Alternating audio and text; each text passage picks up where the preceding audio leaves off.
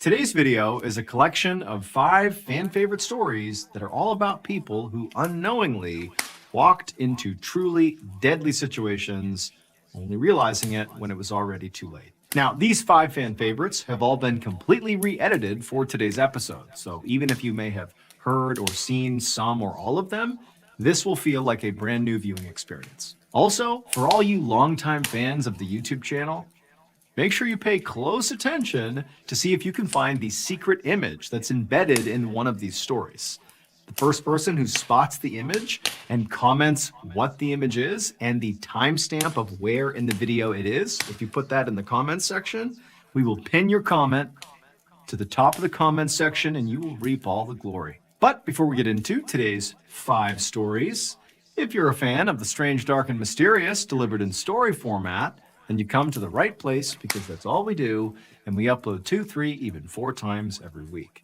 So, if that's of interest to you, please go to the like button's house, and for no reason at all, just kick their front door in, and then leave. Also, please subscribe to our channel and turn on all notifications so you don't miss any of our weekly uploads. Okay, let's get into today's stories.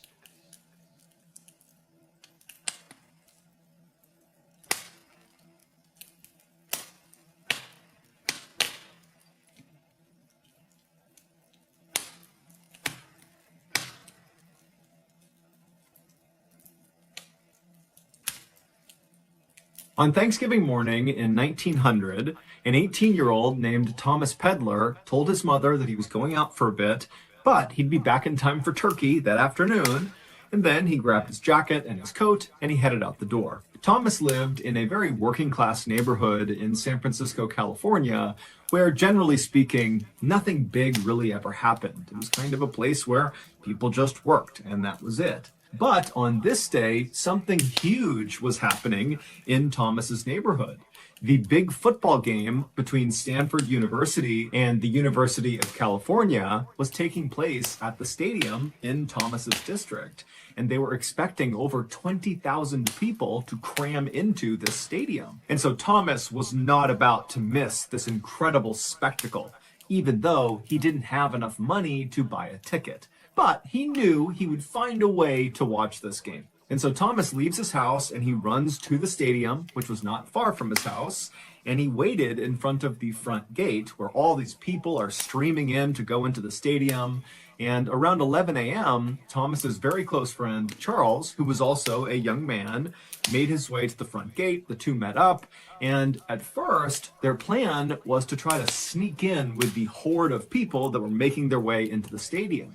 But even though they were still hours away from the opening kickoff of this big game, it was at 2:30 p.m., the stadium was packed. I mean, there was nowhere to sit, there was nowhere to stand. People that had tickets who were going in are looking around thinking, where are we going to watch this game? And so Thomas and Charles are kind of like, well, what's the point of sneaking in if there's nowhere to watch? And so they decided, okay, we need to find another way to watch this game. And so they began looking around and they noticed there was a huge fence that lined the perimeter of the stadium. And they saw there were some people kind of climbed up on this fence trying to get a view down onto the field. And pretty quickly, when Thomas and Charles decided they would try to do that too, they saw that all the good spots on this fence were already taken. The spots that were open provided no view onto the field. And so that option as well didn't work. And so Thomas and Charles are frustrated. They're starting to worry that they will not see this big game. But when they walked back over to the front gates of the stadium, they happened to notice across the street was this group of people rushing over to this big white brick factory building. And they were literally placing ladders up against the sides of this building and beginning to climb up it. I mean, this is a 5-story building and they are just basically free climbing the windows and the fire escapes. And Thomas and Charles realized that the top of this factory was flat and provided a perfect view down onto the field. And so all these people, they're trying to get a good seat to watch this game. And so without any hesitation, Thomas and Charles decide they're going to do that too. So they left the stadium, they ran across the street, and they began climbing up the ladders and climbing the windows and the fire escapes until finally they made it onto the roof, 55 feet off the ground. And when they got up there, there wasn't that many people. And so Thomas and Charles were able to run right over to the front edge of this building and claim a spot with an absolutely perfect view of the game. A couple of hours later, at 2:30 p.m., when the game actually started, the rooftop that Thomas and Charles were on was now completely packed with people. Hundreds of people have climbed up onto this factory. There were some factory workers down below telling people, do not do this. Do not climb on top of this factory. It's not safe. But nobody listened to them, and the police either didn't notice this was happening or they didn't care. And so there's all these people that are on this roof, they're all super excited, and the game has begun. It's 2:30, and as soon as the game started, it was like the crowd in the stadium, which could be heard very easily from this rooftop, just kind of erupted, and there were all these bands playing in the stadium. I mean, it was chaos down below, and it really caught on the roof. All these guys, including Thomas and Charles, they're getting amped about this game. They're singing, they're chanting, they're screaming, they're yelling. I mean, it's total chaos, and Thomas and Charles loved it. But about 20 minutes into the game, as Thomas and Charles are enjoying themselves and the crowd is still going wild, a dull cracking sound could be heard coming from one side of this roof. And so Thomas and Charles, they kind of spun around to see where this cracking sound had come from. And when they began looking out across the sea of people, they noticed on the far side of the roof where the sound had kind of come from, they could see people scrambling to get off the roof. But before Thomas and Charles and the other people around them who were watching this happening could figure out what was going on, there was a much louder cracking sound, and suddenly the floor underneath Thomas, Charles, and everybody else collapsed. And immediately, people on this roof fell all the way to the bottom of this factory, 55 feet below. There weren't loads of floors inside of this factory. Instead, it was basically just one big building, 55 feet high, that housed this brick structure right in the center of the factory that was almost as tall as the entire factory. It was almost like the factory was a shell around this brick smaller structure right in the middle that was like 40 feet tall. And so after the ceiling collapses, Thomas, he falls, but miraculously, he lands on a wooden beam that stretched across the entire factory, like a support beam, and he grabbed onto it, saving himself from falling all the way down. And so Thomas, he only fell maybe 5 feet, so he was okay, but he didn't have a great grip on this beam. He was holding on, but just barely. And so Thomas, he turns and he's looking around at what's happened below him, and he's hearing people screaming, and he's hearing the sounds of people running around trying to help those who have hit the ground on the bottom. And Thomas immediately begins scanning for Charles, and he finds him. Charles was one of the other fairly lucky people, at least in Thomas's mind, Charles seemed lucky, because instead of falling from the roof all the way to the ground, Charles and 15 or 20 other people had fallen right onto that brick structure that kind of made up the main part of this factory. And so Charles had only fallen maybe 10 or 15 feet onto this structure. And so Thomas is thinking, oh, Charles and these other people, they've survived this fall. They're okay. However, the second Charles and the others, who supposedly were saved by landing on this brick structure, the second they hit that brick structure, despite not suffering catastrophic injuries like broken bones and horrible internal injuries, these people on the brick structure began letting out these primal screams, these just horrible, blood-curdling screams. And as they did, these loud popping sounds began coming out of their body, and then their bodies began contorting forward, almost like a bug rolling up onto itself. It would turn out this factory was not a normal factory. This was a glass factory, and in order to make glass, you need to heat sand and some other chemicals up to extraordinarily high temperatures. You need a furnace that can literally burn hotter than lava. And so that brick structure that was housed in the middle of this 5-story tall factory was a glass furnace. And it was on. And so even though the inside of this furnace was the hottest place, it was over 4,000 degrees Fahrenheit, the outside of this furnace, where Charles and the others had landed, believing they were saved from this 55-foot fall to their death, was still extremely hot. So hot that the factory workers couldn't even go near the furnace, even with special equipment on. The way they worked with this furnace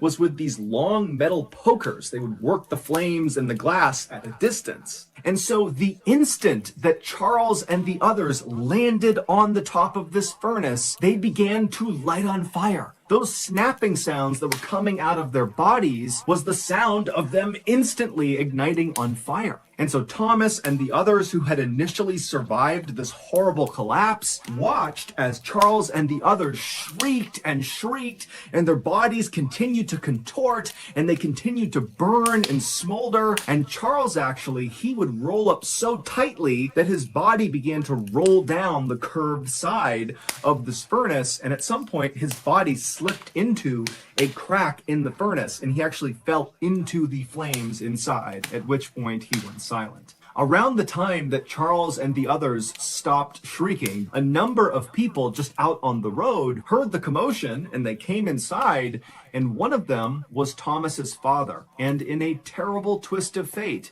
he actually looked up and saw his son clinging to the beam, Thomas, except it was so hot inside of this factory that Thomas was sweating, he was losing his grip, it was really hard to hold on to this beam, and his father watched as Thomas lost his grip and fell the 10 more feet down onto the furnace exterior. He landed feet first, then he fell onto his stomach and his face. He immediately ignited on fire, began shrieking, and then went silent. All told, 23 people would be killed during this roof collapse, and dozens more would be horribly injured and disfigured. This collapse goes down as one of the very worst disasters in sports history. However, on this day, the crowd inside the stadium was so caught up in the game that they actually didn't notice this horrible tragedy taking place just 100 feet away from where they were. It wasn't until the end of the game, when the winning team's fans carried their players in this kind of spontaneous parade out of the stadium to celebrate, that they walked out onto the street and saw all these burnt up, rolled up corpses of the people who had landed on the furnace.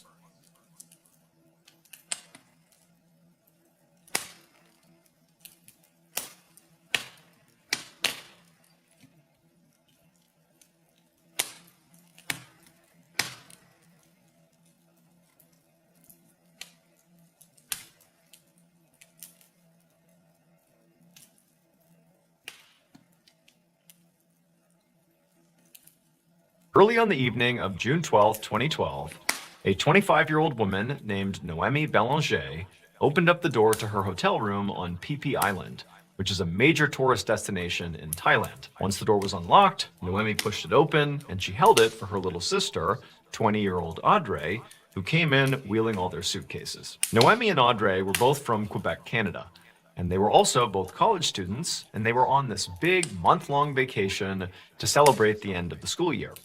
They had been in Vietnam for the past 3 weeks, and today they had arrived in Thailand, and their plan was to stay here for a bit before finally heading back to Quebec. But for right now, Noemi in particular was feeling really exhausted. I mean, there was a lot of travel getting here today, and the past 3 weeks had been loads of travel, and Noemi was kind of hitting a wall.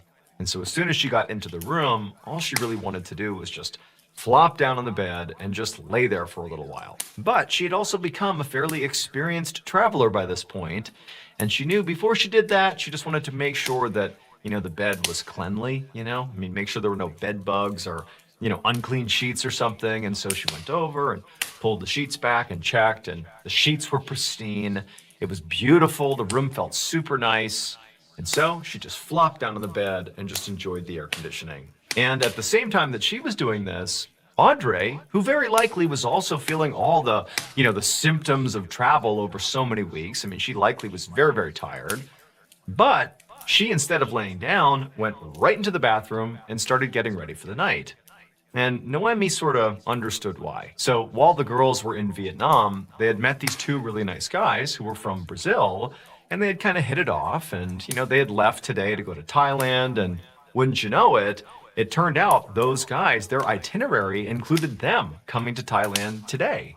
And so it was kind of like this revelation at the end of their time in Vietnam that they would not have to say goodbye basically forever. But instead, the good times could keep on rolling in Thailand. And so the plan was that night they would meet up with these two guys, these Brazilian guys, out on the beach and basically party with them and just have a fun night. Now, Noemi was looking forward to this night out with these two guys, but she also had a little bit of apprehension about it. I mean, these guys were perfectly nice, and she and her sister had spent time with them in Vietnam, and really things had been fine.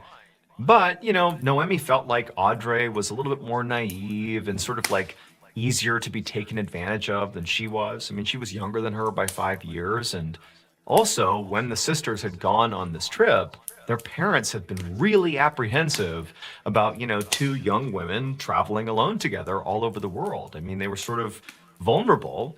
And so the way Noemi had sort of played it to her parents is, don't worry, I'm the big sister.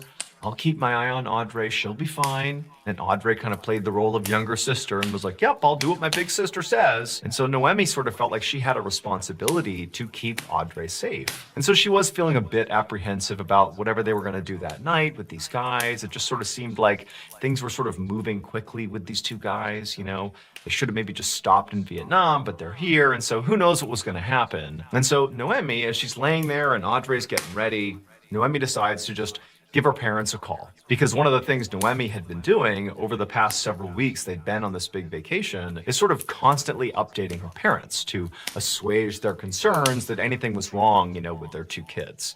Noemi wanted her parents to see that she was doing everything she could, to keep her and her sister safe. And so she pulled out her phone and she was about to call her parents when suddenly Audrey appeared from the bathroom and said, stop. And she told her, like, hey, remember, it's evening for us, but back home in Canada, it's the middle of the night. So you're going to be waking them up and they're going to have loads of questions like, why are you calling in the middle of the night? And probably you're going to have to tell them about, how we're going out tonight with these two guys and they're going to worry. Like, don't do that. Spare them. We will talk to them tomorrow. They don't need to know what we're doing tonight. Everything is fine. And Noemi was thinking, you know what? She's right. This is a bad time to call. Noemi actually forgot, the time change was so significant. And she also, wasn't sure what she would say to her parents about, going out with these two guys because it would raise some red flags. And so Noemi put her phone down and decided, you know what? Tonight's going to be just fine. I just got to let things go. And so she actually climbed off the bed and she joined her sister in the bathroom and began also getting ready for their big night out. A little bit later, Noemi and Audrey left their hotel room and they headed out to the beach. And sure enough, there right outside of a beachfront bar were the two Brazilian guys they were meeting up with that night. And as the two girls approached, they saw that each of these guys were holding these big buckets. They almost looked like, a toy that a child would use on the sand, to fill it up and make a sandcastle with, like a big, beach bucket. And, the girls, as they're walking over, they're wondering what these buckets were for. And they thought it was maybe like some joke these guys were going to play, or they didn't know what. But as they got closer, they realized that these buckets these guys were holding were filled to the brim with ice and liquid. There was some sort of drink in these buckets. And so the girls walked up to them and they said hello. And very quickly, the conversation turned to these big drinks they were holding. And Noemi and Audrey were like, what are those? And the guys told them, these are like these amazing cocktails that you can only get in this part of the world. The girls asked, well, what is it? What's inside of the drink? What makes it so special?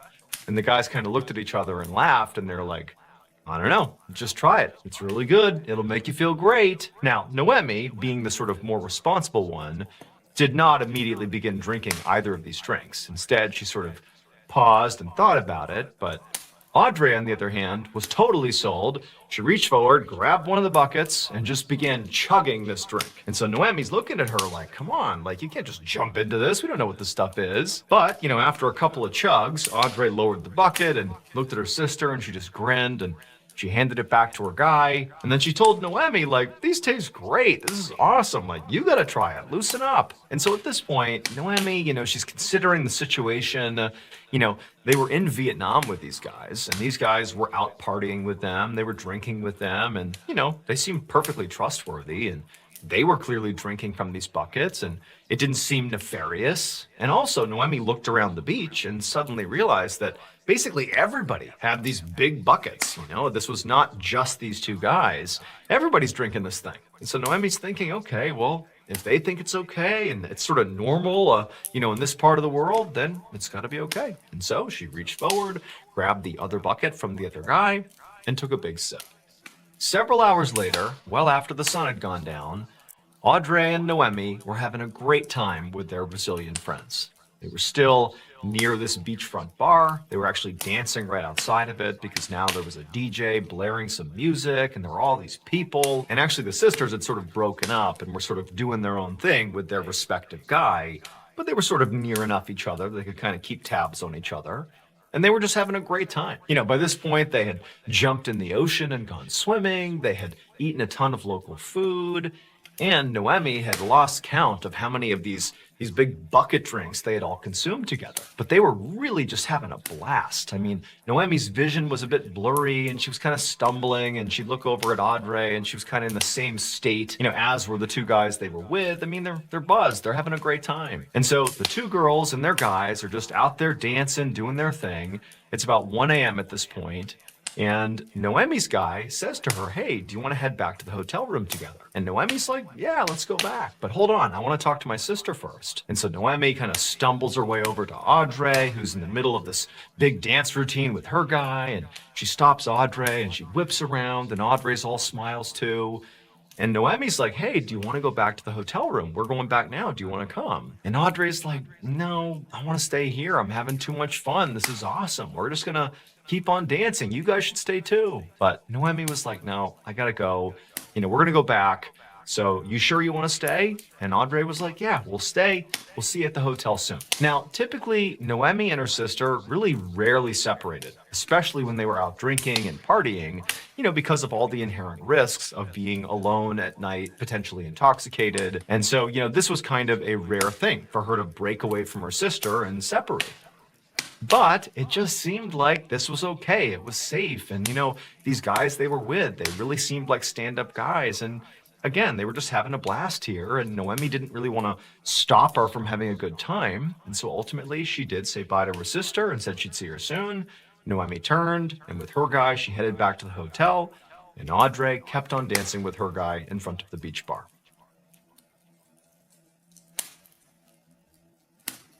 3 days later, on the evening of June 15th, a member of the housekeeping staff at the hotel where Noemi and Audrey were staying walked up to the girls' room and they knocked. And like it had been the past 2 days, they didn't get a response because over the past couple of days, the housekeeping staff had not seen anybody come in or out of this room. And now it had gotten to the point where they really had to get in there to clean the room. And basically, if they didn't get a response, this staff member was going to have to unlock the door and just go in there. And so one more time, they knocked on the door and called out, housekeeping, just in case somebody was in there. But again, there was silence. So the staff member put their card into the door, they unlocked it, they opened it up, and stepped inside. And seconds later, that staff member was literally running out of the hotel room, screaming for help. At 9 p.m. that night, a team of police officers, led by Lieutenant Colonel Rat Somboon, arrived at the hotel room. Somboon was an experienced police officer, and he'd already been briefed on what was found inside the hotel room. So when he and his team walked inside and saw it for themselves, he wasn't shocked. When they got in there, they found two women inside. It was Noemi and Audrey Ballen.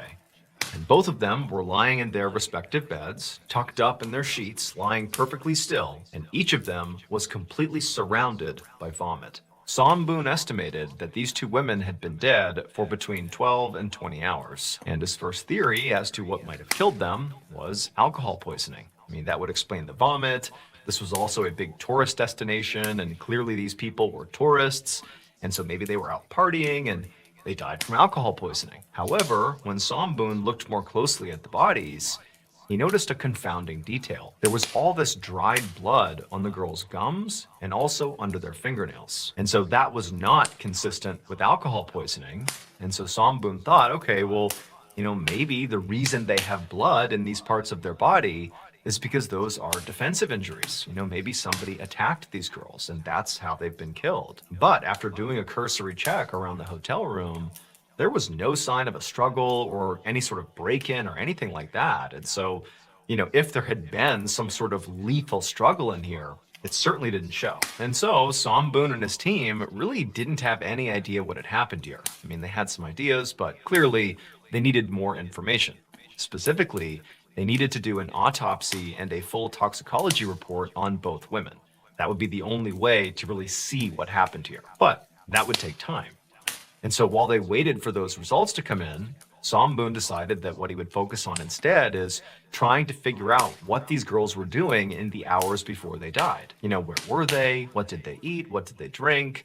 And who were they with? Over the next couple of days, Som Boon and his team interviewed several of the hotel staff. And from those interviews, they learned that Audrey and Noemi were visiting Thailand from Canada. And on the first night they were here, the two women went out early in the evening, and then one of them came back with some guy, some unidentified man, at 1 a.m. They came back to the hotel.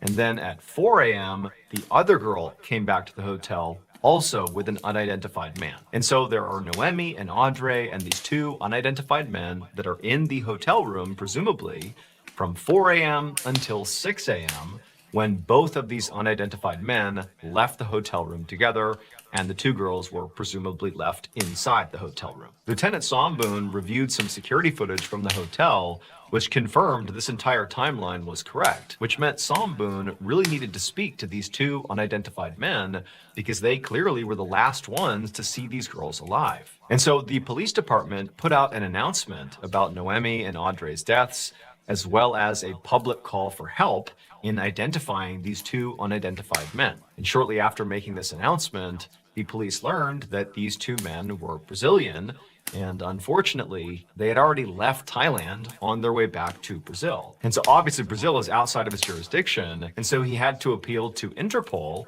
which is an international police organization, and appeal to them to find these two Brazilian men and interview them. About a week later, Som Boon finally got a call from Interpol.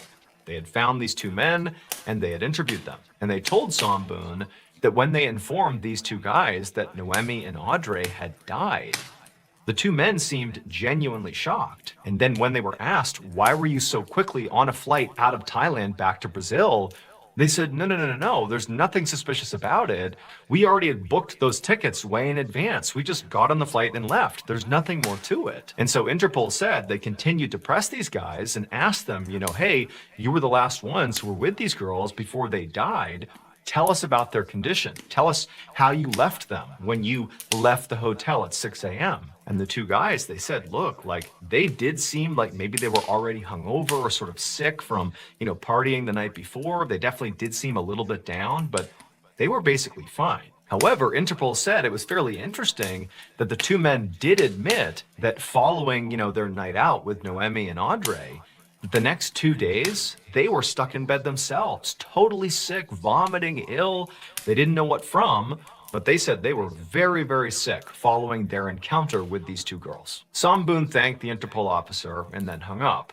And even though Som Boon couldn't help but feel still pretty suspicious of these two Brazilian guys, he now was thinking, okay, well, if they said they got really sick after, spending time with Noemi and Audrey, maybe what happened here is, all four of them got sick with something, some illness, and the guys survived it and the girls didn't. And so Som Boon began to think of, what type of illnesses could they have contracted? And the first thing that Som Boon began to think about that could have been an illness that all four of these tourists could have contracted was food poisoning.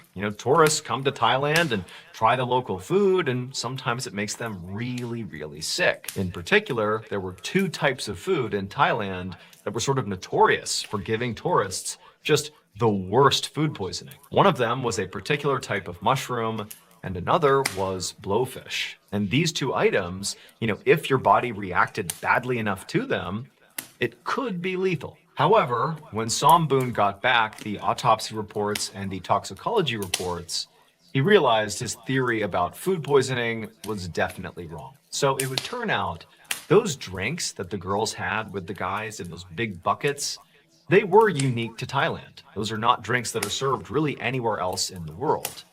And that's because those drinks are just not safe. And for whatever reason, it sort of blossomed in Thailand and it's sort of an accepted thing. But when you hear the ingredients of what's in this drink, you'll understand why it's not like a sanctioned or more popular thing outside of this small part of the world. So there is no alcohol in these big buckets of liquid. Instead, it includes crushed up narcotics, it includes cough syrup and Coca-Cola, and in some cases, pesticide. In fact, specifically DEET, which is the main ingredient in mosquito repellent. And wouldn't you know it, in the reports that Samboon got back, he saw both of these girls clearly had ingested DEET, which again is a highly toxic chemical. However, despite learning this, even though this seemed to be clearly what happened here, this is a DEET poisoning case, Samboon's thinking to himself, how could this have happened? I mean, these drinks, which are called 4x100s,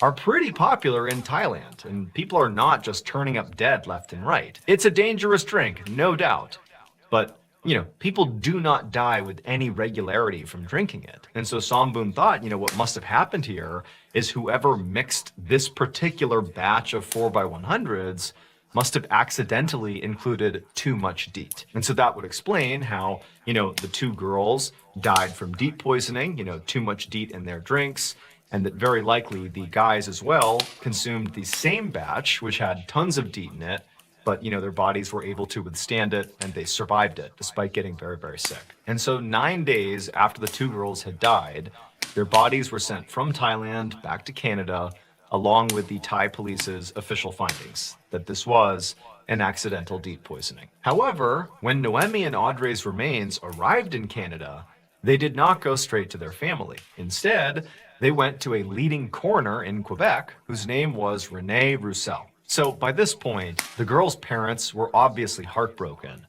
But more than that, they were furious. The way they found out about the deaths of their daughters was on the media.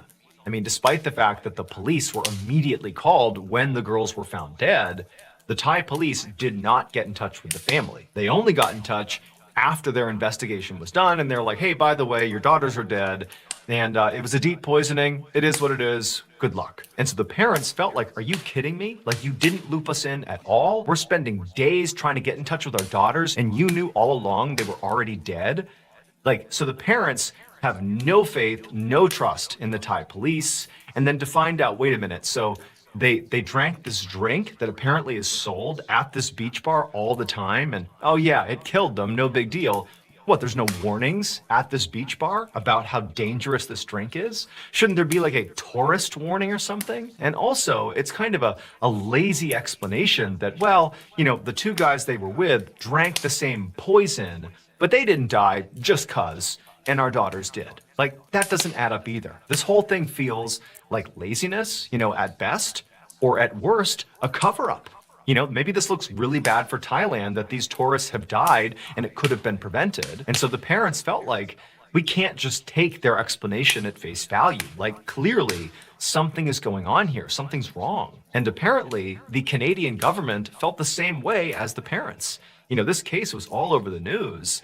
And they also felt like, wait a minute, guys, we haven't looked closely enough at this. What's really going on here? And so it was actually the Canadian government who told Rene Roussel to go ahead and do another autopsy on these girls' remains. Let's really see if it was DEET that killed them, or maybe if it was something else. And when Rene checked Noemi and Audrey's bodies, she did discover there was DEET in their system. However, not nearly enough to kill them. So while it seemed plainly obvious that yes, they must have consumed those 4x100 drinks, that couldn't have been the thing that actually killed them. However, Rene didn't find any other poisonous substances in these girls' bodies. There wasn't another explanation. It just showed there was DEET, but that was basically it. And so Rene, she's thinking there's gotta be some explanation here. And so Rene really began to do some serious research into this whole case, and eventually she found something. And it horrified her, it horrified the family, it horrified the world. It would turn out, from Rene Roussel's additional research, Noemi and Audrey were far from the first tourists to die this way in Thailand. Between 2009 and 2015, at least 20 tourists have been found dead under very similar circumstances. Now, Renee believed that what must have happened here is all these people, including Noemi and Audrey, must have been poisoned, but the common denominator did not appear to be food or drink. It had to be something else that was poisoning them. Something that was damaging blood vessels that would account for the blood under the fingernails and the gums, but also metabolized so quickly that after death, this particular poison could not be detected. And Renee figured out she was correct. So when Noemi and Audrey first arrived in Thailand, they went to their hotel room, and one of the first things that Noemi did is she pulled back her sheets to check for bed bugs. You know, she wanted to make sure her bed was clean before she laid down and relaxed. And when she looked, it appeared clean. And it was because the sheets were clean. They had actually just been treated for bed bugs, so there were no bed bugs. However, the way this hotel and other hotels, not just in Thailand, but in other parts of the world, the way they were treating for bed bugs was by spraying the sheets with pesticide. Specifically phosphine gas, which is highly toxic to bed bugs, so it gets rid of the bed bugs, but it's also highly toxic to people. For reference, it is illegal to do this. You're not allowed to spray sheets with pesticide. And so based on all the evidence, it's believed that what actually happened to Noemi, Audrey, and the two Brazilian men they were with is that they climbed into those beds on the night they came back. And, the men were in there with them for some time, and all four of them were being exposed to this phosphine gas. It was going in through their skin, they were breathing it in, and they likely had no idea. And so they're getting sicker and sicker.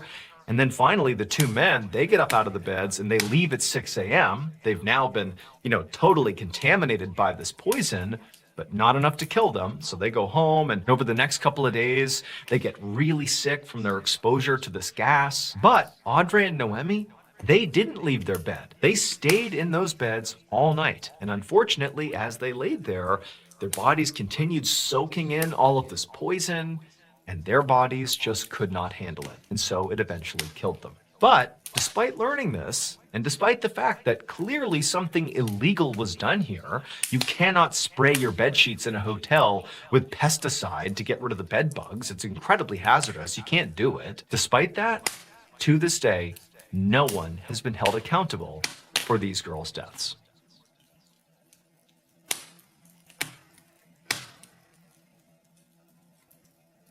Thank you so much for watching. Let me know what you thought of today's episode in the comments. And remember, we have hundreds of videos for you to binge right now. But if you're looking for a recommendation from me of that one video that's worth your time, well, it's this one right here. So give it a watch. All right, until next time, see ya.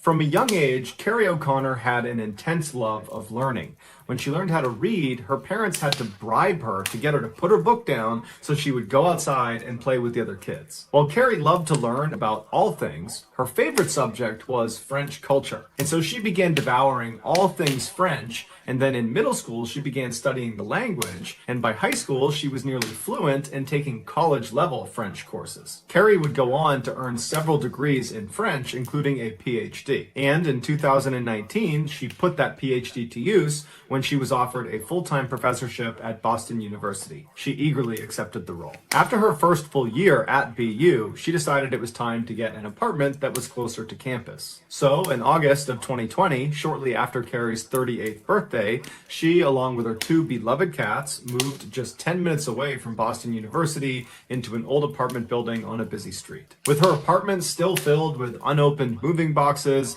and furniture wrapped in plastic, Carrie broke out her laptop and enthusiastically wrote an email to all of her students for the year titled The Joy of Learning French. In it, her students saw her passion for the French language and how excited she was about the upcoming academic year. A few weeks later, on Monday, September 14th, Carrie was back at her apartment building after classes, and she had just purchased a brand new piece of furniture that she wanted to haul up to her apartment. This piece of furniture was not actually assembled. All the parts and the directions were inside of this box that was 7 feet tall, 1 foot wide, and weighed just under 80 pounds. And so Carrie got this huge box out of her car at street level and then hauled it all the way through the front doors of her apartment building into the first floor lobby, where she leaned it up against the wall and then pressed the call button for the elevator. To understand what happens next, you need to have a basic understanding of how Carrie's elevator worked. Once the elevator car arrived on your floor, you would slide open this big door called the hoistway door. And on the other side, you would see the elevator car, and on the car itself would be yet another door. This door is called the car gate. This metal accordion style door would also be slid to the side manually, but unlike the hoistway door, the car gate had to be shut all the way in order for the elevator to move between floors. So when the light dinged in the first floor lobby above Carrie's head, she opened up the hoistway door, and then she reached inside and slid open the car gate, and then she grabbed her package and began trying to push it inside of the elevator car. The only way it looked like she could fit this huge package inside of the elevator was if she got it in there at an angle standing up. But no matter how hard she pushed and pulled on it, she just could not get it to go inside. And so while Carrie's doing this, another tenant happened to walk in the front doors of the apartment building, and they saw Carrie struggling. And at first, he just walked past Carrie and started going up the stairs towards his own apartment. But he stopped and he turned and he just said to Carrie, "Hey, I don't think it's a good idea to keep doing what you're doing. That package looks like it's too heavy to be on that elevator. The elevator's really old and you might trip a sensor and it might start moving before you're ready. You know, we've had problems with that elevator before. It's just not worth the risk." And so Carrie, who's already pretty committed to doing this, she hesitates for a second and just kind of looks at her package. Then she looks up at the guy and says, "You know what? I'm just going to try one more time to get it inside the elevator." And so Carrie goes back to trying to get it on, and this other tenant hesitates for a second and then decides, okay, I'll help her do it. And so he goes down and he holds open the hoistway door with his hand, and Carrie goes inside of the elevator car and she uses her hip to keep open the car gate. And the two of them begin pushing and pulling, and finally they're able to wedge this package at an angle inside of the elevator car. And so Carrie thanks the guy and he says no problem. He turns and walks up the stairs and he disappears. Once he was gone, Carrie didn't press any of the floor buttons. Instead, she tried to close the car gate over the top of her package. But at the same time, a maintenance worker in the floor below her, which was the basement, hit the call button for the elevator. Unbeknownst to Carrie, the top of her huge package, when they wedged it inside, had pressed up against the sensor at the top of the door frame that registers when the car gate has shut. And so when the maintenance worker pressed the call button, because that package was pressing on the sensor, it tricked the elevator into thinking the gate was shut and secured, and now it was time to move. And so the car began to go down, but it only made it a couple of feet before the movement caused the package to slip off of the sensor, causing the elevator to stop. Carrie was most likely very confused how this car would have moved, considering the car gate was still wide open, but she had bigger problems. She was now trapped between the first floor lobby and the basement. But she didn't panic. Instead, she decided she would just get her package back inside the elevator car, and then she would figure out what to do next. The package, when it came off that sensor, had fallen forward and was basically jutting out of the elevator. So the top half of it was in the first floor lobby, propped up against the floor of the first floor lobby. And so Carrie turned around so her back was facing outside of the elevator, and she got down in a squatting position underneath her package, so her shoulder was up against the package, and then she began pressing it up as hard as she could until she managed to press the package back inside of the car. But again, the top of that package made contact with that sensor that registers whether that gate is shut, and so believing it was shut and secure, the elevator began moving down again. And this time, Carrie, whose back is to the opening of the elevator, she lost her balance and fell backwards out of the elevator into that narrow space between the outside of the elevator and the inside of the elevator shaft. Now, if the elevator had not been moving, she probably could have just crawled back up into the elevator, but unfortunately, her package this time did not slip off the sensor. And so the elevator still believed the gate was shut, and so it kept on moving down. And so as soon as Carrie fell into this narrow space, the movement of the elevator would have kind of sucked her up into that space, crushing her up against the inside of the elevator shaft wall as the car forces its way down past her towards the basement. but the car doesn't even get to the basement. It stops once Carrie is pinned perfectly between the elevator and the elevator shaft walls. When the fire department finally arrived, it was too late. Carrie was already deceased. Jacob Cockle always loved the water. He grew up in a town called Penzance in the UK, and he spent virtually all of his time surfing at one of their beaches. By the time he was 10 years old, he started skipping school to go surfing and started getting in a lot of trouble for that. But despite his parents' and his teachers' frustrations with him, there was always one person that had his back and totally understood him, and that was his older sister, Grace. They were so close, they developed their own special language they talked to each other in, and Jacob used it so much that people actually thought he had a speech problem. But when Jacob was 17, his life was turned upside down when Grace was diagnosed with a brain tumor, and she died very quickly after that. This had a profound impact on Jacob. It was like his entire view of the world had totally changed overnight, and he began to believe that Grace's energy had been transferred to him, and that it was now his duty to live for the two of them. And so what this translated to is Jacob began taking lots and lots of risks because he felt like he didn't want to pass up opportunities. He wanted to live life to the fullest,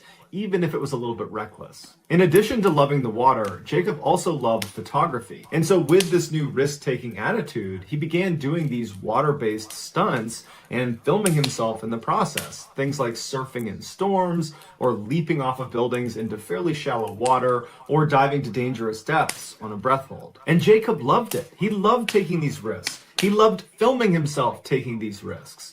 And so he decided this was going to be his career. He was going to be a world-famous photographer that specialized in dangerous photos and films. And so Jacob got this big piece of paper and he put it on his bedroom wall, and with black marker he wrote himself a reminder: I will become a world-famous photographer and I will let nothing stand in my way. Basically, he was prepared to go to any length to get the shots that he needed to get. And this intense attitude worked. By his early 20s, he had won major awards with National Geographic and the Sunday Times. He was also a regular contributor to surf magazines, where he almost always got the cover shot. Most of his award-winning pictures were taken of the sea in its most violent and turbulent forms. Like the shot of a fishing boat coming back into port in a large swell won a competition that put it all over the London Underground. Or this shot he took, which is off the coast of Sumatra out in the middle of the ocean, as Jacob and his friend are right in front of the supertanker that's bearing down on both of them, and his friend is surfing off the wake caused by the supertanker. So a very dangerous picture to take, but it won an award that was run by The Guardian. The money Jacob earned from these competitions he spent on improving his photography equipment.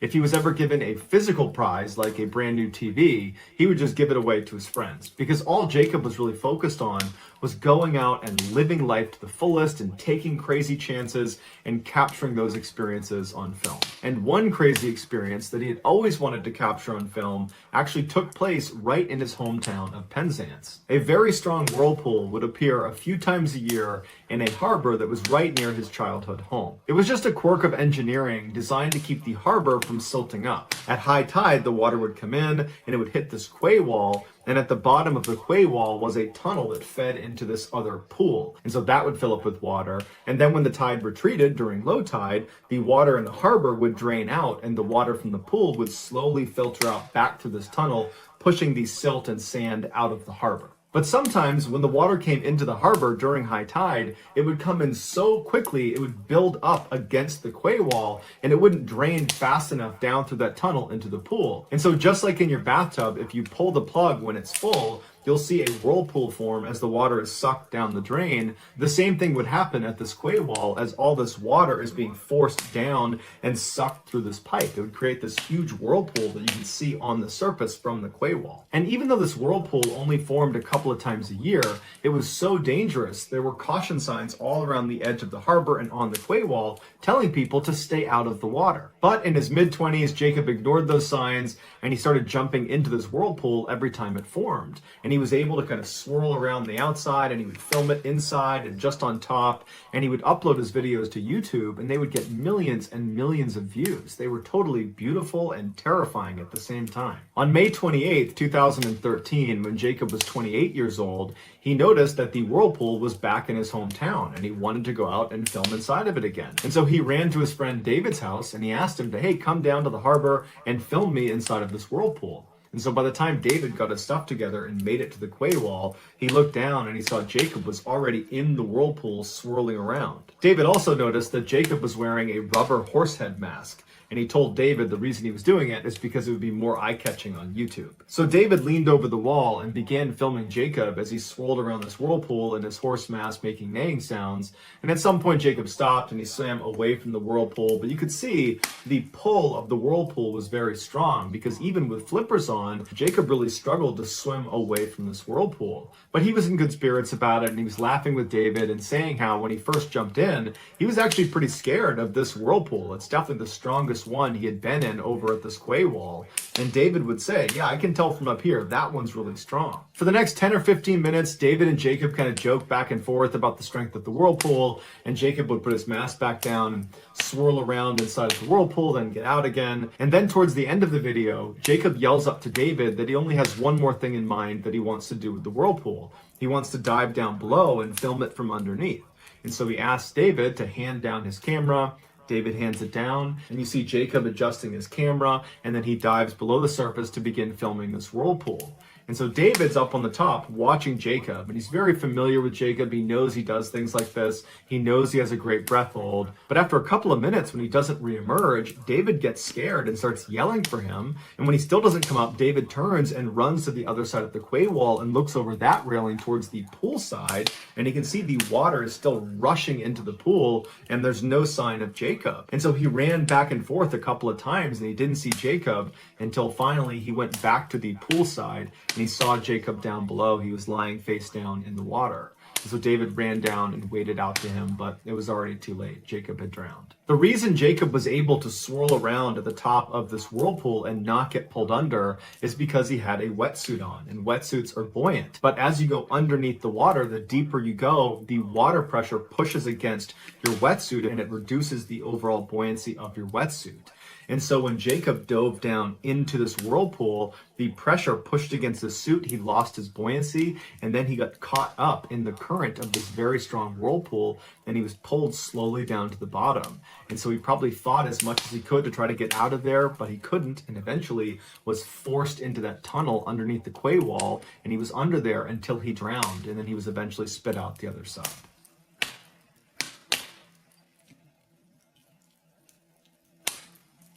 In early 2020, a very popular Russian Instagram influencer named Ekterina Didenko was getting ready to celebrate her 29th birthday. She, along with her husband and some of her influencer friends, were planning to enjoy the occasion at a popular spa in Moscow, Russia. The group rented out a private section of the spa that included a steam room and a small indoor pool.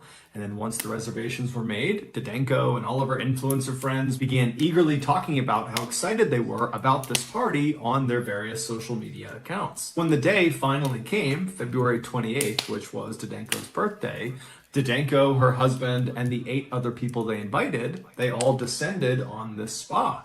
So they go inside, they go back to their private area, and it's great. There's food, there's alcohol, there's music, they're jumping into the pool, then getting in the hot tub, and everyone's just having a great time. Everyone's taking pictures and filming and live streaming. I mean, it's really going as well as it possibly could be. And then at some point, Didenko's husband signals the rest of the group, minus Didenko, and they all begin to pull out these white hazardous materials suits. Imagine what you would see in a movie if there was some huge chemical leak, a full body white suit with a mask. And so they're all putting on these hazmat suits, and they give one to Didenko, who puts it on as well, and they tell her this is part of her big surprise. Now, it's unclear if Didenko actually didn't know what was going to happen next, or if she's just pretending to be surprised because it would do better on social media, because this is all being filmed and she's an influencer.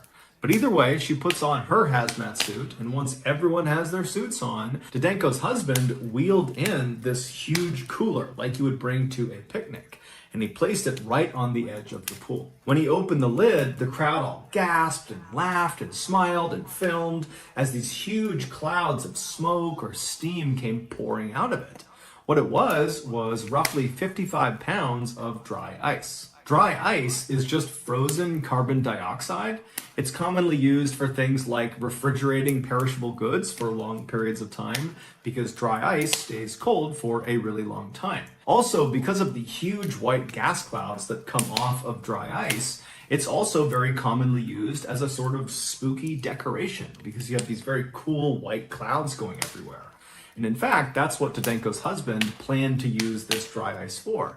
He was going to dump it into the pool and create those big white gas clouds all over the pool. The reason they call it dry ice is because as it starts to heat up, it doesn't melt into a liquid state the way frozen water does. Instead, it goes directly from a solid state to a gas state. Dry ice is considered to be quite hazardous if it's handled inappropriately, and while these partygoers all had their hazmat suits on, it's unlikely they were actually wearing them for safety. It's far more likely they were wearing them because it would look good on social media and would kind of hype up the stunt they were about to do. And so after the dry ice was revealed inside of this cooler, Didenko's husband and another of the partygoers grabbed the sides of the cooler and they dumped its contents directly into the water.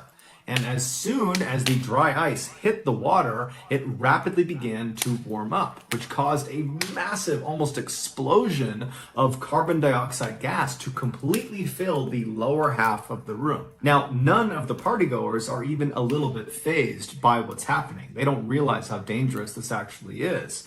And so they're just filming and laughing and kind of thinking this is so funny. And then Didenko's husband actually leaps through the cloud into the water and kind of disappears below. And then shortly after that, two other partygoers would also leap into the pool. One of the main reasons dry ice is considered to be so hazardous if handled inappropriately is because dry ice emits that carbon dioxide gas, which at high concentrations will displace oxygen. So imagine if you're in a very small room that has very poor ventilation. If you had lots of carbon dioxide in there, you would suffocate. And so this indoor pool was a small confined space with poor ventilation. And so the 7 people on the pool deck, shortly after this dry ice has been tossed into the pool, they started to realize it was really hard to breathe because the oxygen was basically being sucked out of the room. And so they were able to turn and actually run out of the pool deck before it was too late. Meanwhile, Didenko's husband and the other 2 people who leapt into the pool, when they came back to the surface, they breathed in thinking they would be breathing in oxygen, but instead they breathed in an entire lungful of carbon dioxide, which in addition to displacing oxygen at higher concentrations inside of confined spaces with poor ventilation, it is also poisonous at higher concentrations inside of confined spaces with poor ventilation. And so when the 3 of them surfaced, they breathed in this poisonous gas, which caused 2 of them to immediately pass out and then just die, while the third, Didenko's husband, he managed to stay conscious enough that he was able to climb barely out of the pool, and he tried to get to the door, but he couldn't get out in time. Eventually, he was pulled out and rushed to the hospital, but he would later die, not only from carbon dioxide poisoning, but also from having gone without oxygen for as long as he had.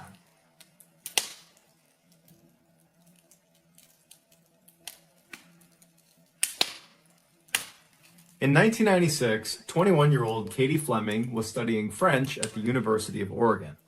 That summer, she was invited to go on a camping trip with some very close friends and some people she had not met before. Their destination was this beautiful spot along the Sierra Nevada mountain range in California, but as soon as they got there, Katie did not take in any of the beautiful scenery. Instead, she fixated solely on 25-year-old James Kim, who was one of those people she had not met before that was going on this trip. And for the people that were on this trip, they would say James and Katie immediately just fell in love with each other. And for the duration of this trip, they were inseparable.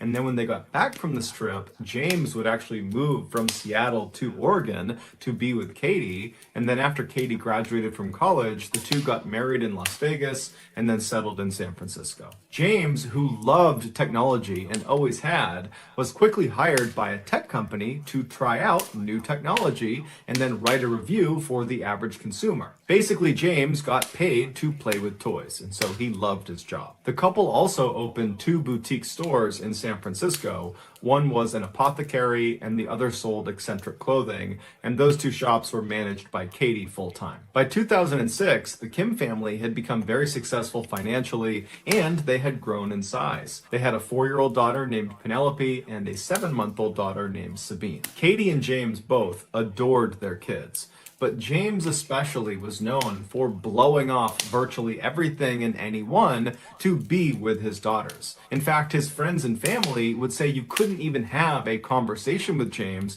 if his daughters were in the room, because James would get distracted and just stare at his daughters and then would eventually just leave mid-conversation to go play with them. James was also known to bring his daughters to work virtually every chance he got, even if it really wasn't allowed at this company. On Friday, November 17th, James, Katie, and their 2 daughters loaded up into their station wagon and then drove north to Seattle. They planned on spending Thanksgiving with James's aunt and uncle who lived in the city. And also, James and Katie were considering leaving San Francisco and moving elsewhere, and Seattle seemed like a natural landing spot for them. So this trip served nicely as a chance to see family and to explore the area. And so late on Friday night, after a very long trip, they finally arrive in Seattle. And for the next couple of days, they have a wonderful time visiting with family and having Thanksgiving dinner. On Friday, November 24th, so a day after Thanksgiving, James, Katie, and their daughters loaded back up into the station wagon early in the morning. They said bye to James's aunt and uncle, and then they hit the road. But instead of just driving straight all the way to San Francisco, which would have taken the entire day and then some, they decided to make a stop in Portland, Oregon, where one of Katie's very close friends from college was going to meet them for lunch. And so after about 3.5, 4 hours, they arrive in Portland, they meet Katie's friend, and they have this nice lunch. And then afterwards, the family retired to a hotel where they crashed for the night. The next morning, the plan was originally to just get in the car and then drive all the way back to San Francisco. But Katie suggested to James that instead of just driving all day, why don't we just stay here for part of the day, leave in the afternoon, and we'll stop somewhere between here and home. We'll break up the drive one more time. James thought it was a great idea. They pulled out the map, and Katie found a nice family-friendly vacation spot that was almost exactly halfway between where they were and home. It was called the 22-Ton Lodge, and it was located on the coast of Oregon in a town called Gold Beach. And so James and Katie think, perfect, this is exactly what we needed. Katie calls the lodge, and she makes reservations for that night. And so that afternoon, after the family spent their nice day in Portland, they hopped in the car and they began traveling south towards the 22-Ton Lodge. At about 8:30 p.m., the family was still on the road making their way when James got really hungry and said, let's pull over and get a bite to eat. So the family pulls over at a Denny's restaurant in Central Oregon. They go inside, and then after a quick bite to eat, they get back out and they're on the road at 9 p.m. From the Denny's to the lodge was about a 2.5-hour drive. But after driving for 2 more hours, James realized they had missed a turn. So he told Katie about it. They looked at the map and they realized if they were to backtrack all the way to that turn, it would add several more hours onto their trip. And so they began looking for an alternative path. And they found one. Instead of going all the way west to the coast and then all the way south to this lodge, which was the original plan, they could just go south from where they were all the way until they were parallel with this lodge. And then from there, they could just cut west along this road called Bear Camp Road. It would basically go straight to their destination. But what this map did not do a good job of explaining was just how dangerous Bear Camp Road was. It started at 900 feet of elevation, but very quickly went all the way up to 4,000 feet of elevation before it went over the backside of this mountain down to Gold Beach and where this lodge was. While the road is paved, it's incredibly narrow and it's basically cut into a mountainside. And so there's very steep drop-offs throughout most of this ride, and there are no guardrails protecting people from falling off. The summer is really the only time people should be on Bear Camp Road because that's when the road is maintained. In the winter, the road is not plowed, it's not maintained, and so even a light snowstorm could make the road totally impassable. And the road cuts through a very remote section of Oregon where there's just not many people around. So if you get in trouble out there, you're probably on your own. But the Kims were not aware of the dangers this road possessed, and so after going south for a while, they did turn on to Bear Camp Road and began slowly driving up the mountain. And so as James is driving, Katie falls asleep in the passenger seat, the girls fall asleep in back, and outside it begins to snow. An hour later, Katie wakes up from her sleep, and the first thing she notices is outside, it is snowing so hard that James now has the windshield wipers on full blast, and still you could barely see out the front windshield. She looked at her husband, and he was hunched over, white-knuckling the steering wheel, looking intently out the window, and she says to him, what's going on? Should we stop? Should we turn around? And James, without even looking at her, says, yeah, honey, I do want to turn around, but the road is so narrow, we can't. And then he would tell his wife that earlier they had actually driven through a fork in the road where there was enough space to turn around. And so now he was just hopeful that there'd be another fork somewhere that would allow them to turn around. And so Katie was not excited about the idea, but she trusted James and said, okay, let's keep going. And so James just continues driving up this mountain pass. And you got to understand, they are driving on basically a cliff.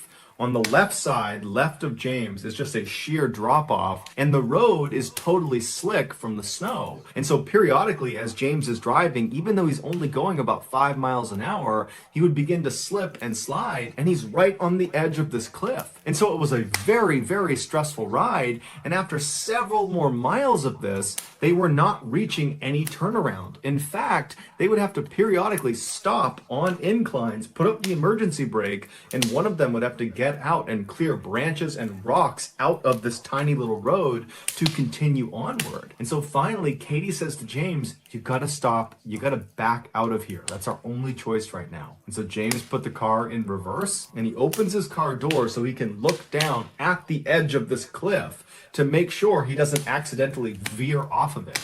And so very slowly, without even applying the gas, he began going in reverse, making sure he didn't go off the cliff. And for hours and hours they did this. This must have been so stressful. But finally, they make it to this fork in the road that James had seen much earlier, and they're able to make a decision. They had two paths they could take. They could turn around completely and drive nose out along the path they came in on all the way to the highway, but that was a very far drive, and they knew that road was treacherous, and there was a cliff drop off, and it was really just as dangerous as what they had been on, and they really were not keen to be on that road considering the weather. Or they could turn left and go down the mountain on this path that was way wider than the paths they were on. It was like this huge road, and it looked like it went straight to the bottom of the mountain.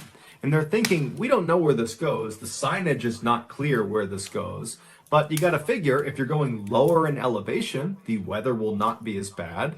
And maybe if you go down this road, there'll be houses, or there'll be a gas station, or there'll be something. But whatever it is, it's probably better than going that way or that way. And so James turned the car and began driving down this new road. Unfortunately, this was the worst choice they could have made.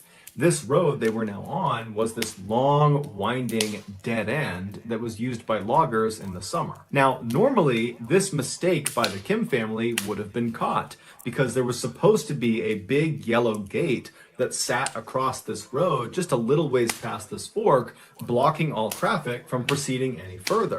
But vandals had recently come up and cut the lock on this gate, swung it open, and then locked it open. So the gate is completely off the road.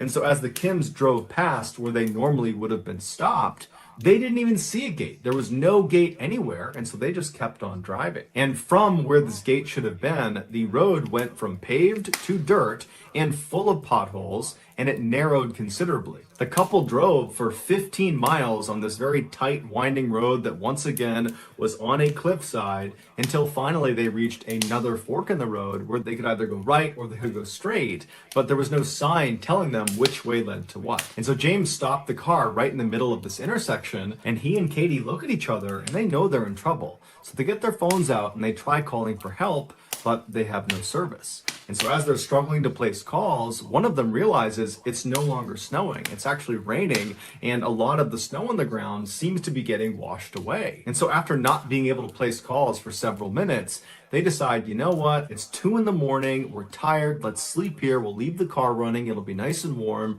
and when we wake up in the morning, this rain will most likely have washed away the snow, and we can just drive out of here. And so the two are kind of relieved as they're saying this out loud, that this situation is not nearly as bad as it seems, we'll be just fine. And so Katie, James, their two daughters, they fall asleep with the car running. It's nice and warm. And when they wake up, Katie and James realize it's gotten much, much worse. At some point in the night after they fell asleep, the temperature must have dropped again, and that rain became very heavy snow. And so all the water on the ground froze, and then almost a foot of snow fell on top of it. They were stuck. But Katie and James, they didn't panic because they remembered when they first turned onto Bear Camp Road, they had seen a plow truck parked off of the side of the road. And so to them, that meant if it snowed along Bear Camp Road, it would get plowed. And so that day, the Kims just stayed inside of their car and they ate snacks and they read books and they kept the heater on and they waited to be rescued. But over the course of that entire day, nobody came down that road. No plows, no anybody. And Katie and James continuously tried their cell phones to try to punch out and get some help, but they never had any service. Also, Katie and James continuously honked the horn in case someone was in the area that might hear them, but no one ever came to their rescue. And so by the end of that Sunday night, Katie and James were really starting to get worried because they have a 4-year-old and a 7-month-old. They cannot be out here for very much longer. But they began to tell each other that, you know what, it's Sunday. Maybe the plows don't come through on Sundays. Maybe they just don't work out here on Sundays. And so tomorrow, Monday, the plows will be out here. They'll come by and they will save us. Also, Katie and James began telling each other to reassure each other that, hey, tomorrow, Monday, that's the day we were supposed to be back in San Francisco. And so people are bound to notice our absence and they will report it to police and they will come out here and they will save us. So tomorrow we are going to get found. And so Katie and James, they put their two daughters in their car seats and James read them some bedtime stories and then the family fell asleep. The next day, Monday, the family did a lot of the same things they did the day before. They sat in their car, they kept spirits high, they tried to use their cell phones, which didn't work. They honked their horns to get people's attention. That didn't work. They tried to ration their food, and the whole time, they're keeping their eyes up each side of this road they're on in hopes a plow comes through. But all day long, no trucks, no plows, nothing comes down this road. Meanwhile, back in San Francisco, the family's absence was noticed by a family friend, but they didn't report it to police because they figured the Kim family had just decided to stay out a little bit longer and they would be back soon. By Monday night, Katie and James were officially terrified. They were almost out of fuel in their car. They were almost out of food. In fact, to compensate for their low amount of food, Katie had begun not only breastfeeding her 7-month-old, but also began breastfeeding her 4-year-old. Also, outside of their car, bears began kind of assembling and checking them out.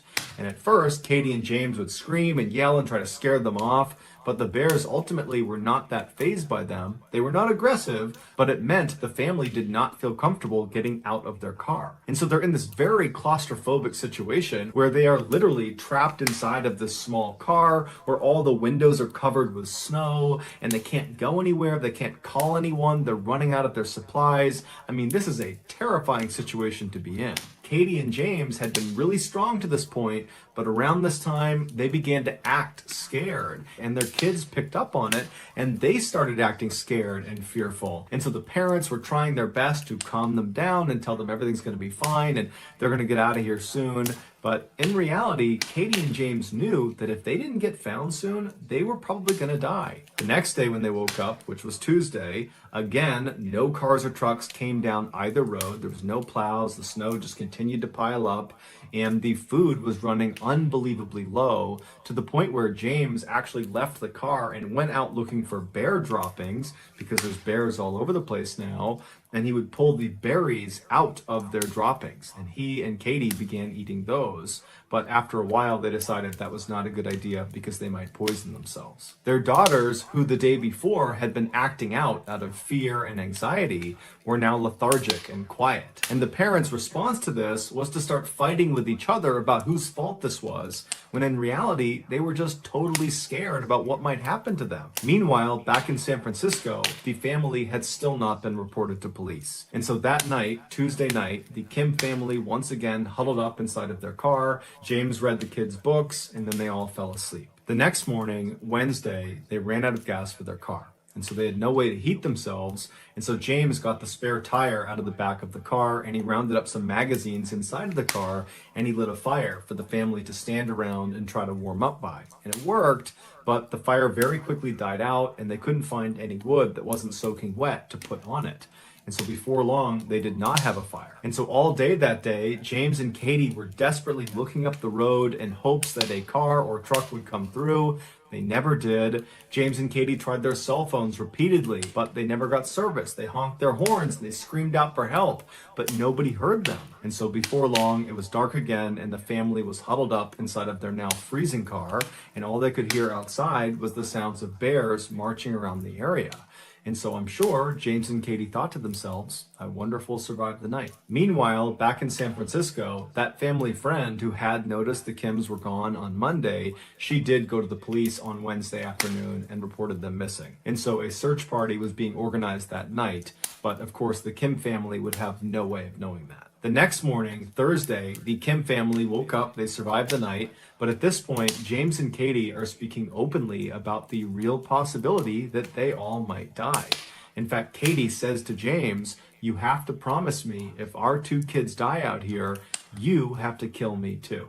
And James said he would. At this point, Katie and James do not believe a truck or a car or anything is going to drive down this road and save them. They believe their only hope of being rescued is by sending a smoke signal up into the air that a pilot might see. So they pull off all four tires of their car, and then they pull everything out of the car that might burn, and they stack that on the tires, and that included Penelope's prized stuffed lamb. And then once they had their big pile, they lit it on fire, and fairly quickly, a large black billowing cloud of smoke was going straight up to the sky. And for a minute, the Kim family was very optimistic that they were about to be found, that certainly someone was going to see the smoke and come find them. But unfortunately, the fire burned out very quickly, they couldn't light it again, and nobody flew overhead. And so before long, the family is once again huddled inside of their freezing cold car that night. There's bears walking around outside. They're basically out of food. Their kids aren't even crying anymore. They're just silent and cold and miserable. And as they're all shivering and trying to stay warm, James realizes he needs to do something drastic or his family's going to die. And so the next morning, Friday, when they get up, James tells Katie that he had been studying the map and there's a town about 4 miles east called Galice that he believes he can get to in about 2 hours. Katie immediately said, no, you cannot leave us. We need you here. There's probably a search party out there looking for us right now. We need to stay together so we can all be found. But James's instincts were telling him that no one was coming for them, or no one was going to actually find them in time. And so their only hope was if he ventured off and found help. And so Katie finally reluctantly agrees to let him go because he seemed really confident. And so at 7:45 a.m. that morning, James gave his two daughters a big hug and a kiss, told them he loved them and he would see them soon. And then he hugged his wife and said he loved her. And then he turned around and walked up the road out of sight. At the same time, unbeknownst to the Kim family, hundreds of searchers and helicopters are all over Bear Camp Road looking for them. 2 days later, on Sunday, December 3rd, so a week after the family had originally gotten stuck, a helicopter pilot that was part of the search effort was flying around Bear Camp Road when he noticed footprints in the snow below. When he started following these footprints, and eventually the footprints kind of disappeared under some trees, and then he couldn't pick them up again.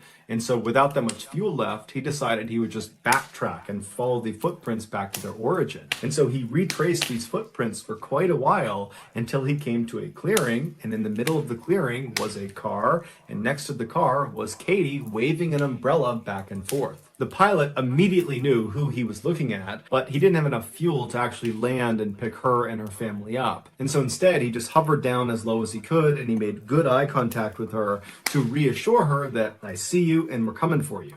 And then he marked on the map where they were. He flew off to the search headquarters, and just minutes later, another helicopter was spun up. They flew to that same location, and they were able to land in that clearing. And as soon as the pilot got out, he saw Katie running up to him, carrying her two daughters, who looked like they were in pretty good shape. And she's crying tears of joy, and she's thanking him profusely. And then when she's right up in front of him, she says, you know, are you here because of my husband? Did James tell you where we were?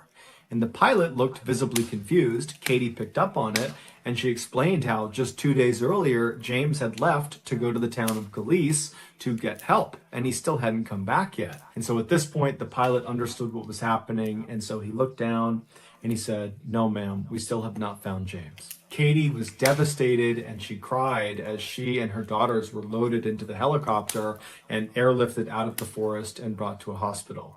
There they would make full recoveries. Meanwhile, the search effort, which had been all over Bear Camp Road, was suddenly focused exclusively on the area around where their car was. And professional trackers were brought in to look for James's tracks, and they found them fairly quickly and began following them. James, after departing his family to go look for help, which must have been the most difficult decision he had ever made in his entire life. He loved his family more than anything, and he had to abandon them in the middle of the wilderness with no food, with no power, and he has no idea if he'll ever see them again. And so after leaving them behind, he walked 3 miles up the road they came in on, and then instead of just continuing on that road in the direction of Galice, he deviated and walked off the road. He actually went straight down one of the cliffs until he hit a river. And it's believed that maybe he saw the river from up on the road and thought that would be a faster way to get to Galice.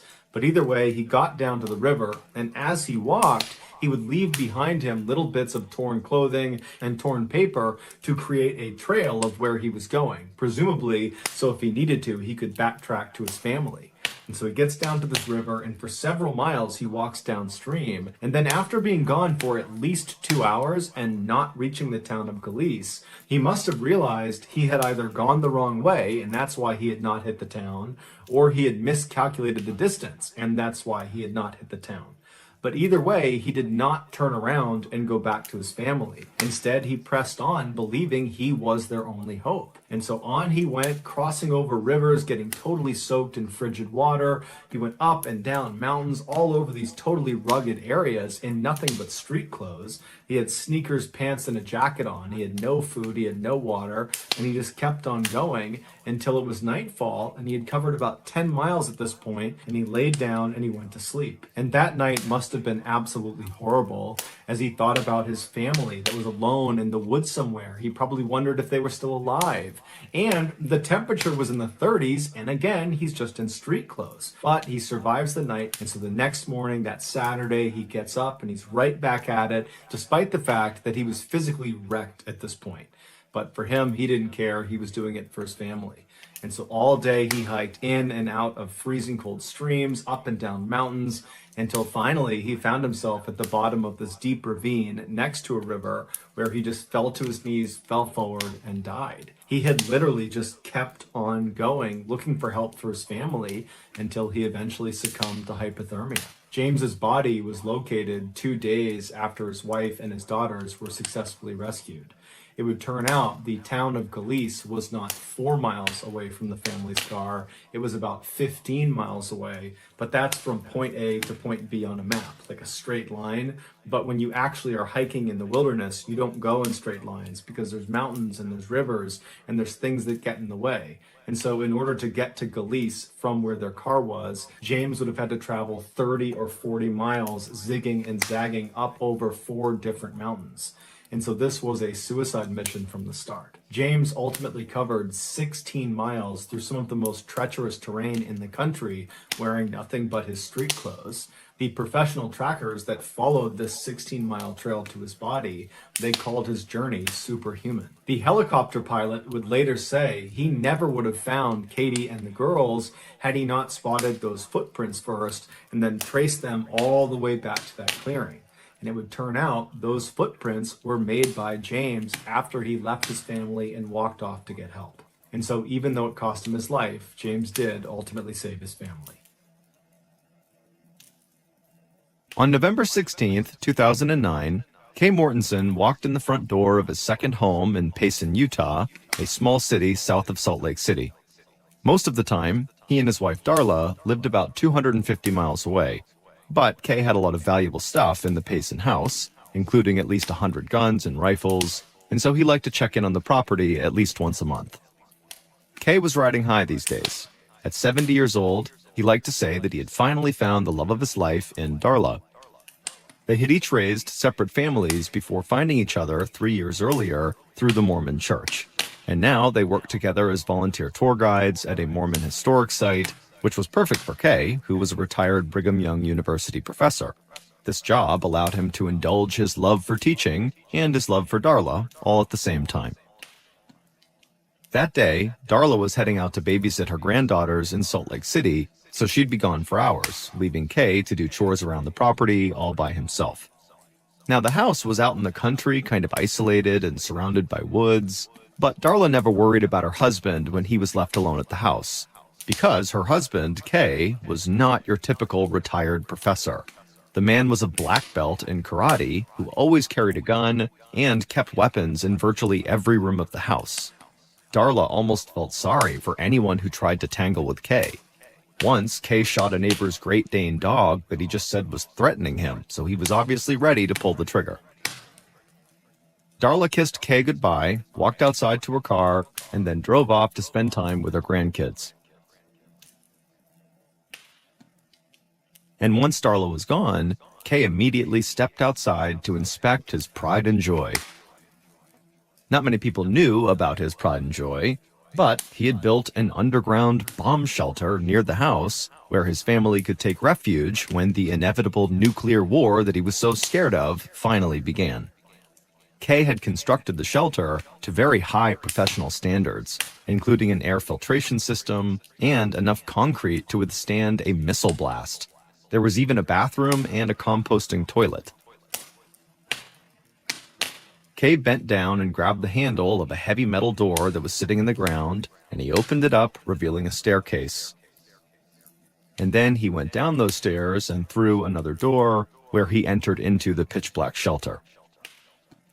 Kay flipped on the lights and looked with satisfaction at the contents of his hideaway. There were canned foods and bottled water stacked to the ceiling. There was a small library of classic books and magazines, and there were 20 guns with ample ammunition. When Kay flipped another switch, he heard the electric hum of the air system kicking in. Everything was the way it should be. Kay knew that some people thought he was totally a crazy extremist whenever he talked about his belief that the United States was destined to be destroyed by nuclear war with the Russians or civil war right at home. But he was in good company in Utah. When he had taken a course in disaster preparedness a few years earlier, he was surrounded by familiar faces from the area, including Martin Bond, the son of one of Kay's closest friends. They had joked that Utah might be more ready for nuclear catastrophe than anywhere else in the world. And Kay had already made a fortune by predicting America's doom. He was so sure that the US dollar would soon become worthless that he had begun investing in gold as a young man. And sure enough, the price of gold had skyrocketed over the decades, and so now Kay was a multimillionaire. It was a good thing he'd made all that money, Kay thought as he walked back to the house from his bomb shelter. His oldest child, Roger, who lived just down the road in Payson, was constantly in need of money for one thing or another. Kay loved Roger, but his son, despite being 48 years old, really couldn't take care of himself, not since he suffered a severe head injury from driving his ATV off a cliff in 1994. Ever since then, Roger had not been able to hold a steady job for very long.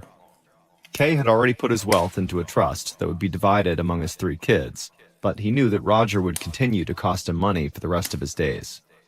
Despite Kay's misgivings about his son, he was looking forward to seeing Roger and his wife Pam that evening. Pam had called the night before to suggest they drop by to play board games before Kay and Darla went back to their primary home 250 miles away. The couple might be needy, Kay thought, but they were loyal. They never missed a chance to see him while he was in town. But first, Kay had chores to do that would take most of the day, including getting the house ready for another snowy Utah winter. Also, the internet service was acting kind of shaky, and so he had called a tech to come take a look. So when he heard a car pulling up the driveway around 4, he thought it might be the tech guy. And when the doorbell rang, Kay opened the door without giving it a second thought. Around 5:30 p.m., so less than an hour later, Kay's son, Roger, and daughter-in-law, Pam, pulled into Kay's driveway, and they could see that Kay had company. A blue hatchback car that they didn't recognize was sitting in front of the house. Pam figured it was a handyman helping Kay with his internet problems, or maybe replacing a worn-out carpet that Darla hated. Pam rang the doorbell with a smile on her face and a pecan pie in her hand, Kay's favorite. A friend at work had given Pam the pie as a gift that morning, and all day she couldn't wait to give it to Kay.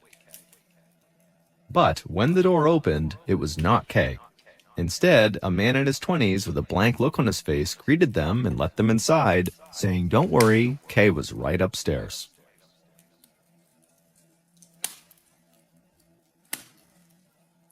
Two hours later, at about 7:45 p.m., a very strange 911 call came into the county sheriff's office that patrolled Payson. When the dispatcher answered, a woman with a calm voice told her that she and her husband had just been held hostage for the last 2 hours by gunmen inside of her father-in-law's house, and now the gunmen were gone, and so they were calling the police. The caller was, of course, Pam Mortensen. But when the dispatcher asked Pam for more details, Pam couldn't seem to remember a thing. She said there could have been maybe 3 gunmen, but she wasn't sure. And then when asked what any of them looked like, she said she didn't really get a good look, but they could have been African American. Meanwhile, in the background of this call from Pam, her husband, Roger, so Kay's son, yelled out a different account. He said there were 2 invaders, and they both were white. While Pam continued talking to the dispatcher, Roger yelled out that he was going to go check on his father, who was upstairs. And so Roger ran upstairs, and then moments later, Roger came back downstairs, and while Pam was still on the 911 call, Roger would say out loud that his father was dead. The dispatcher, who heard this, said that sheriff's deputies were on their way. A few minutes later, around 8 p.m., Kay's wife, Darla, who was driving home from her day with her grandchildren, got a call from her neighbor. Her neighbor was usually a laid-back person, but now he sounded totally anxious. He told Darla that there were all kinds of sheriff's deputies at her house in Payson. The friend had no idea what it was about, but he urged Darla to be careful when she went home. Darla hung up and had a horrible thought. What if Kay shot someone? He'd always said he'd kill anyone who tried to break into their house. Maybe it actually happened. Darla then repeatedly began calling Kay's cell phone, but he didn't pick up. And so in a panic, she called a friend and explained what was going on, and the 2 women agreed to meet near Darla's home in Payson at 8:30, and they would find out what was going on together.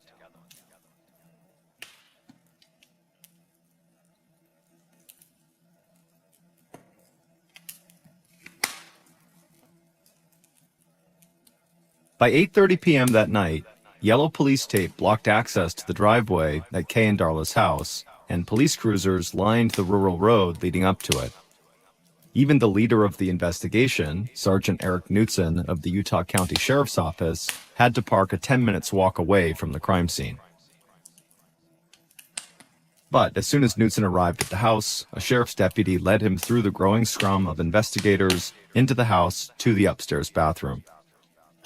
And there, in the bathroom, was the body of Kay Mortensen. He was kneeling on the tile, bent half over his bathtub. His hands and feet were zip-tied together.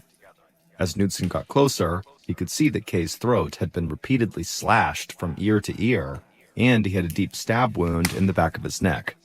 Whoever had done this had first arranged Kay over the bathtub so that his blood didn't get all over the floor. It was almost like an execution. Knutson was a veteran detective who had seen lots of grisly crime scenes before, but the cruelty of what he was seeing in front of him made him a little bit nauseous. It also puzzled him. Kay was well known for his self-defense skills and his vow to defend his home with deadly force if necessary. How could this have happened? Downstairs in the living room, sheriff's deputies were trying to get more details from Kay's son, Roger, and his wife, Pam, the 2 who had called 911, but it was frustrating work. The couple repeatedly contradicted each other as they tried to describe what happened, or they would just shrug nonchalantly and say they didn't know the answer. Sergeant Knutson saw the looks of mounting annoyance on his deputies' faces as he came down the stairs and gestured for them to stop asking the couple questions. Knutson then led Roger and Pam into the kitchen, where it was a little quieter, and he asked them to have a seat at the table. Knudsen then asked one of the deputies to videotape the conversation he was about to have, and then he told Roger and Pam to walk him through what had happened from the top. Knudsen's first impression of the couple was that they did not seem traumatized from their ordeal or even particularly sad that Roger's father had clearly just been murdered. Instead, they just kept glancing at each other and smirking like this was some sort of game. Pam explained that they were planning to spend the evening with Kay and Darla, but when they arrived at their house, they were greeted not by Kay and Darla, but by strangers with guns.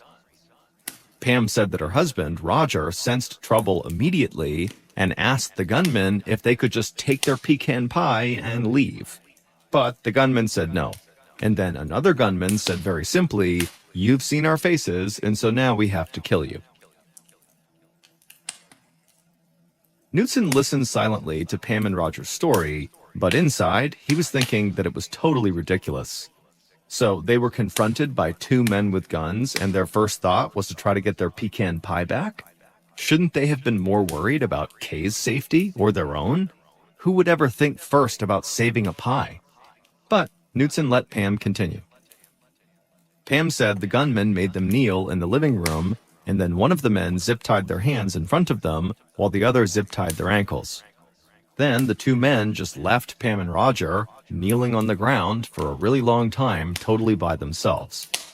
Pam said while they were kneeling there, she just prayed to a picture of Jesus that Kay had hung in the living room, as much to calm herself as it was to calm her husband. Roger as well had begun praying loudly while they were kneeling there, and he was right in the middle of a sentence about the Lord being his shepherd when Pam started shushing Roger because she heard the gunmen coming back. But to Pam's surprise, one of the gunmen told Roger to keep praying. Then both gunmen bowed their heads and silently listened as Roger asked God to spare his wife and him from harm. After Roger said amen, the gunmen said they had decided not to kill Pam and Roger after all. At this point, Knudsen just completely did not believe the couple. Pam and Roger were claiming that the same men who had just slaughtered Kay Mortensen like a hog decided not to kill the only witnesses because they were so moved by Roger's prayer? Are you kidding? But Knudsen didn't realize the story was actually about to get even more ridiculous. Pam and Roger continued and said that the gunmen had told them they would let the couple live on one condition.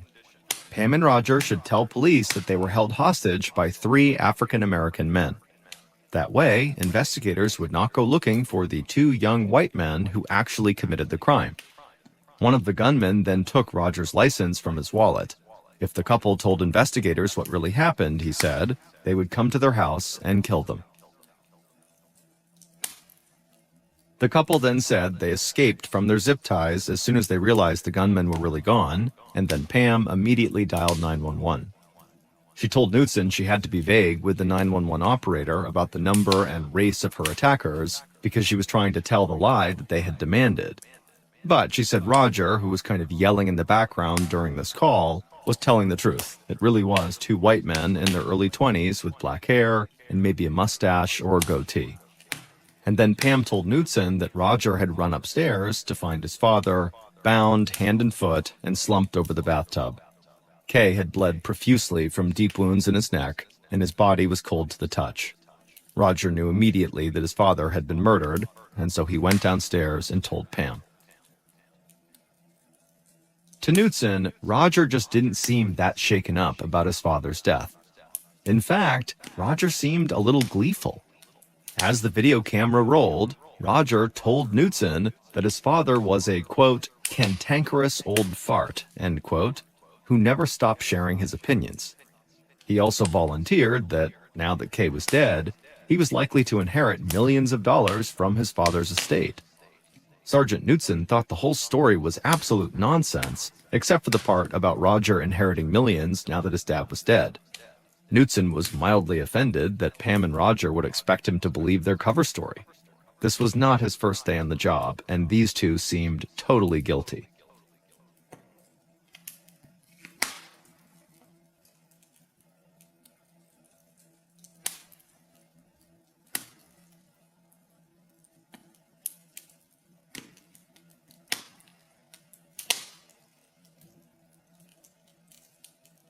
Kay's wife Darla finally reached the police tape across the driveway to her house a little after 9 p.m., feeling totally exhausted from worrying over the past hour.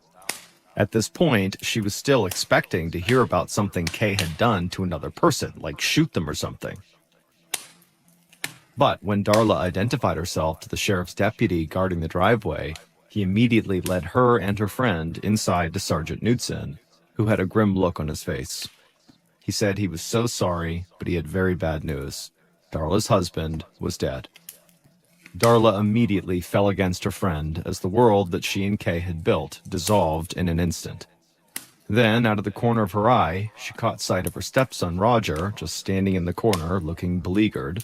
Darla ran to him and hugged him tight as she started to weep. The two just stood there in a silent embrace for a long time. Sergeant Knudsen watched Darla as she leaned on Roger, weeping, and he felt a pang of sorrow for her. But he also knew he was leading a murder investigation that just couldn't wait. If Pam and Roger were actually telling the truth, then that meant the gunmen were still at large, posing a huge threat to other people. Knudsen at this point basically did not believe Pam and Roger's story, but he still wanted to give them a chance to fully explain themselves. The stakes were simply too high to do anything else. So, late on the night of the murder, he asked Roger and Pam to come back to the sheriff's office so they could go over everything that happened again, but in a quieter, more peaceful setting. By this point, investigators had done a first sweep of Kay and Darla's home, and they had discovered that about 20 guns in Kay's bomb shelter were now missing. But if the killers were there to rob Kay, why had they only taken 20 guns? Kay had way more guns in the house, some of which were so valuable that Kay kept them in a safe. It made Knudsen wonder if the theft of a small portion of the guns was just a part of Pam and Roger's cover story to try to draw suspicion away from themselves. So Sergeant Knudsen sent Pam and Roger to separate interview rooms so the investigators could compare Pam's answers to Roger's to see if there were any differences. And almost immediately, Pam and Roger's stories began to go in different directions. Roger said the gunmen were wearing, quote, blue fuzzy gloves, end quote. Pam said they were wearing purple surgical gloves. Roger said he freed them both from the zip ties with the knife he was carrying. Pam said she freed herself. Knudsen, sitting across the empty interview table from Pam, finally just stopped asking questions and just stared at her with a mixture of incredulity and irritation. Then Sergeant Knudsen took a deep breath and told Pam point blank, "I think your story is a bunch of crap." And then he asked her flat out if her husband was capable of murder. Specifically, could Roger have killed Kay just to get his inheritance early? Pam replied that she didn't think so, and then quickly added, quote, "I personally would not have had my father-in-law killed for money," end quote. But that's exactly what Knudsen thought was really going on, that they had killed him for money. And later that night, when Sergeant Knudsen showed the videotape of the interviews with Roger and Pam to Kay's wife, Darla, Darla began thinking the same thing. Roger and Pam were clearly acting very suspicious.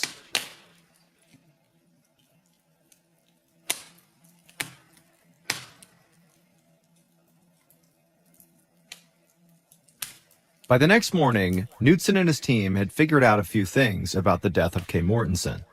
The crime scene itself was very neat, with no fingerprints, blood spatters, or signs of a struggle for investigators to analyze. That suggested that the crime was totally planned out ahead of time, but it also suggested something more. Kay may have knew his killers.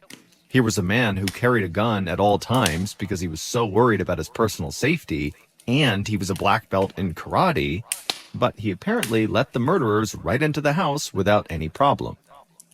The investigators also realized that their victim was the kind of person who had rubbed a lot of people the wrong way over the years. Stubborn and quick-tempered, Kay had been through 2 divorces before he met Darla, and he was estranged from one of his sons over a fight about money. Over the years, he had fought with Brigham Young colleagues, a business partner, and of course, the woman who owned the Great Dane that he had shot. At the same time, Kay had close friends going back decades, people like Martin Bond, the other guy who was very into doomsday prepping, as well as Martin's father, Mike, and they both lived nearby in Payson. Kay had helped them both cope with the death of Martin's older brother in 1997. Also, Kay could be very generous, loaning money to friends and family in need without really ever pressing for repayment. And so as a result, Kay had died with lots of people who owed him money. And so investigators came up with this long list of people who had something to gain from Kay's death, from revenge to debt forgiveness. But they struggled to identify anyone who would have been motivated to actually kill him. Roger and Pam suggested a guy named Mike Kipp, who apparently was so broke he had recently sold some of his guns to Kay to raise some money. And it just so happened that those were the very same guns that the gunman took from the bomb shelter. And so maybe, they suggested, Kipp just wanted his guns back.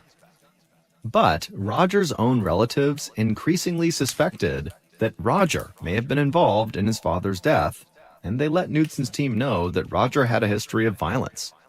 He had once aimed a gun at a vehicle full of Boy Scouts when he was riding on his ATV, and his third ex-wife had accused him of throwing her against the wall and slapping her. He had also battled a drug addiction in the years after his head injury.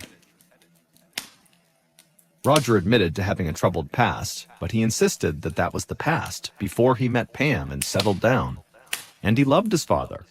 They had bonded over their love of guns and often traded weapons. He considered his dad to be his best friend and said that he gave him money anytime he asked for it, and he also helped him break his addiction to drugs, and so why would he want to kill his dad? But when Roger agreed to take a lie detector test, he failed it. The analyst concluded that Roger was trying to be deceptive. Investigators tracked down the suspect that Pam and Roger had suggested, Mike Kipp, to see if he could have conceivably killed Kay to get his guns back. But Kipp told the sheriff's deputies who came to his house that he was not at all angry at Kay. He was grateful that Kay was willing to pay him $25,000 for some 30 weapons, money that he desperately needed. He was distraught over Kay's murder, and he had witnesses who knew Kipp was nowhere near Kay's house on the day Kay was killed. Sergeant Knudsen quickly decided that Mike Kipp did not kill Kay Mortensen. Meanwhile, Knudsen's deputies were having a hard time confirming key parts of Pam and Roger's story about the home invaders. They couldn't find the mysterious blue hatchback that Pam and Roger said was parked in the driveway, and the two white male suspects were given such a generic description by Pam and Roger that really they could be hundreds of people. Also, Pam and Roger just consistently behaved like they were hiding something throughout the entire investigation, even before they had struggled with the lie detector tests. Knudsen and his boss decided it was time to turn up the heat on the couple to see if they would crack. The sheriff's deputies still had no direct evidence that the couple actually harmed Kay or hired others to do it for them, but Knudsen just felt like it was a matter of time before they confessed. On February 2nd, 2010, more than 10 weeks after Kay's murder, the sheriff's office announced to the media that Pam and Roger were persons of interest in Kay's murder. Investigators filed a court document laying out the inconsistencies in the couple's statements about the day of the murder and pointing out that Roger had a criminal history that included both violent threats and theft. Roger had been found guilty, but mentally ill, by a jury for stealing tools from the hardware store where he worked. A judge sentenced him to 45 days of home confinement, saying his depression was not an excuse for criminal behavior. The sheriff's office also complained that Pam and Roger had stopped cooperating with the investigation. Basically, investigators had stopped just short of actually saying that Pam and Roger were the murderers. Pam and Roger were now totally isolated. The entire Mortensen clan believed they were the murderers, except for one of Roger's aunts. However, she didn't think they were innocent. She just thought they hired a hitman to carry out the crime. Over the coming months, detectives would pore over every detail of Pam and Roger's life, while county prosecutors convened a secret grand jury to determine whether the evidence was enough to put the couple on trial. Sheriff's deputies also searched their home and cars, finding illegal weapons as well as marijuana. Finally, on July 29, 2010, 8 months after Kay's murder, the grand jury indicted Pam and Roger for murder. Prosecutors said the couple had misled investigators from the very first 911 call, and they never stopped misleading the investigation. Authorities were certain they were the ones who brutally killed Kay and then tried to make it look like a robbery gone bad. On the same day of the indictment, a team of armed sheriff's deputies showed up at Pam and Roger's door, accompanied by TV cameras. When Pam and Roger came to the door, the deputy told them they were under arrest for the murder of Kay Mortensen. They were booked into the Utah County Jail and ordered to be held until they could raise $500,000 bail. That night, 150 miles to the east in the town of Vernal, Utah, a young woman named Rachel Bingham watched the TV news showing Roger and Pam being let out of their home in handcuffs. The reporter said that the two would soon face trial for killing Roger's own father so that he could collect his inheritance earlier. Rachel shuddered as she watched the TV. She had been keeping a secret for months, and it was absolutely destroying her. She knew she needed to come clean to investigators.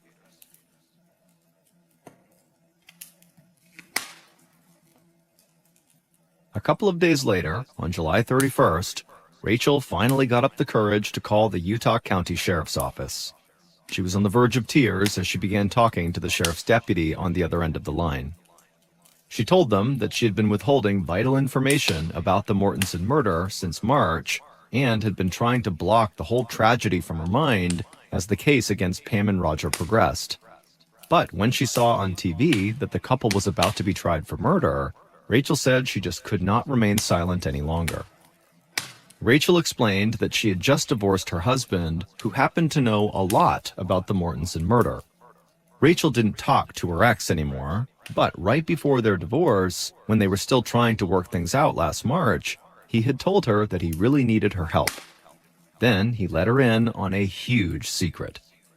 He said he knew who killed Kay Mortensen, and he even had the evidence to prove it. He had the guns that had been stolen from Kay's bomb shelter. But Rachel said her ex-husband feared that the killer was going to find the guns unless he found a new place to hide them, and so this was why he needed Rachel's help.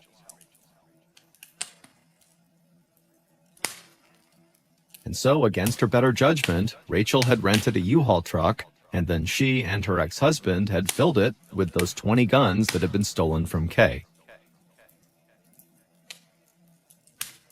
Then, early on March 31st, the two drove into the desert near Vernal with their young son sitting in between them. Eventually, Rachel's ex directed Rachel into a wilderness park full of cliffs up to 100 feet high.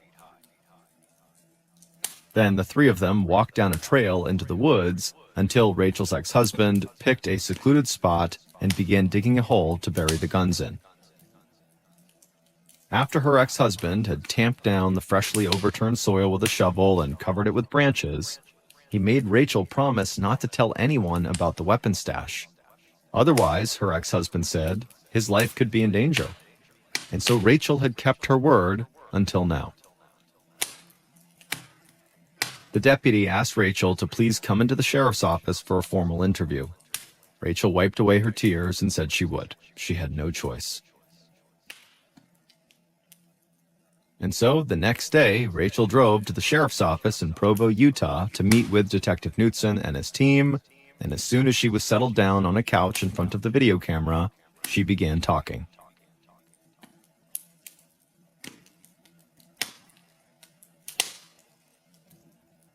Based on what Rachel told detectives, and also the detectives' follow-up investigation, here's what really happened on November 16th, 2009. The day Kay Mortensen was murdered.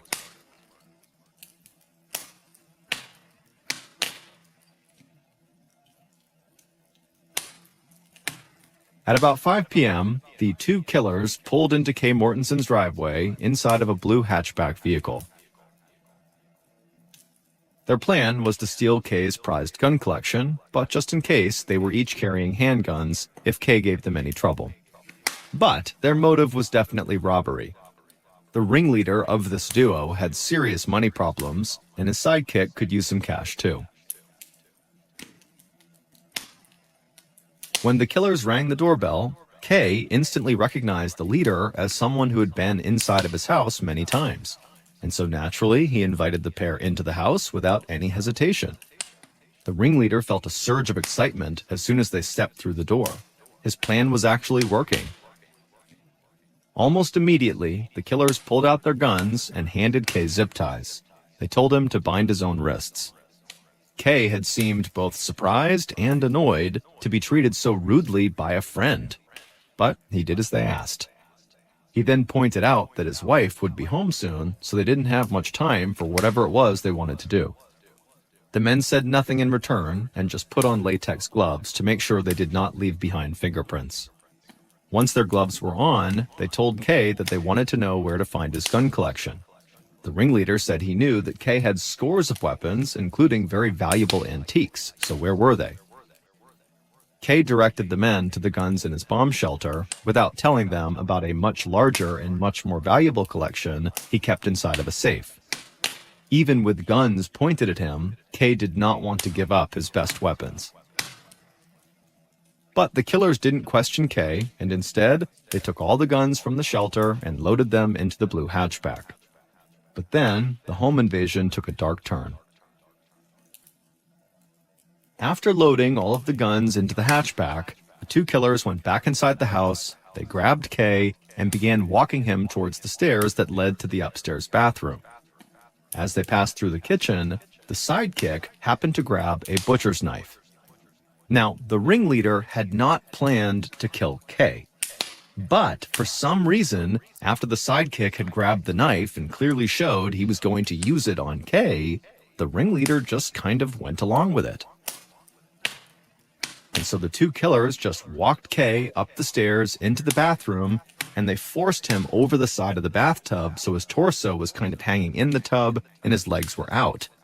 And then one of the two killers took the knife and began sawing at the front of Kay's neck. And as they did this, Kay began screaming in pain, and then after sawing away at his neck for a while, one of the killers took the knife, raised it high into the air, and then plunged it straight down into the back of Kay's neck. A blow he had seen used before in gladiator movies. Kay's body had barely gone limp when the killers heard the front doorbell ring. The sidekick got down to the door first, and he let Pam and Roger into the house as the leader was coming down the stairs as well. The sidekick then calmly told the couple that they were going to kill them. Roger immediately started crying, but Pam, she stayed cool. The killers zip-tied Pam and Roger's wrists and ankles, and then left them kneeling in the living room for 45 minutes while the killers cleaned up the crime scene. But when they returned, Roger was praying aloud, and the gunman stopped and quietly listened. The ringleader told his accomplice that there could be no more killing today, and the two men agreed to let the couple live as long as they blamed the crime on 3 African-American men. It would turn out Pam and Roger had actually been telling the truth the whole time. Then the two killers drove away from the scene with their stash of guns. They went out into the desert and buried them, figuring they would sell them when publicity about the murder died down. But as the investigation went on for months and months, the ringleader started to worry that his accomplice might turn the weapons into authorities and try to pin the murder on him. That's why he had asked Rachel to rent the U-Haul in March. The ringleader of the crime was Rachel's ex-husband, Martin Bond, whose father happened to be a dear friend of Kay Mortensen. 22-year-old Martin had been to Kay's house from time to time since he was a little boy, and he had bonded with Kay as an adult when they both took an emergency preparedness course together. Bond insisted to his ex-wife that he had only planned to rob Kay, not kill him, and that he had been powerless to stop his 22-year-old accomplice, Benjamin Rettig, from slaughtering Kay. In the end, the partners in crime turned on each other. Rettig claimed the whole crime was Bond's idea. Rettig said Bond had first told him about the robbery plan the day they actually carried it out, and he also insisted that Bond was the one who actually killed Kay. Rettig pleaded guilty to murder and was sentenced to 25 years to life. As for Bond, he claimed he was innocent, but a jury convicted him and sentenced him to life without parole. He later admitted in jail that he had been the one who slashed Kay's throat, but he said he only did it because his partner, Rettig, had a gun aimed at him.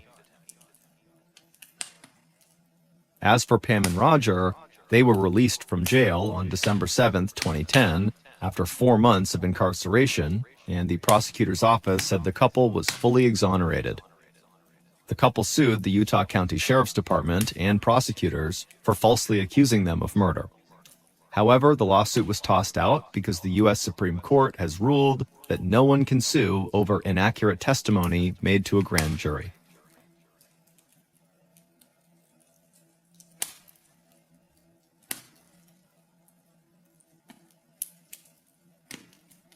Thank you for listening to the MrBallen podcast. If you enjoyed today's story and you're looking for more bone-chilling content, be sure to check out the rest of our studio's podcasts: MrBallen's Medical Mysteries, Bedtime Stories, and Run Fool. Just search for Ballen Studios wherever you get your podcasts. If you want to watch hundreds more stories just like the one you heard today, head to our YouTube channel, which is just called MrBallen. So that's going to do it. I really appreciate your support. Until next time, see ya.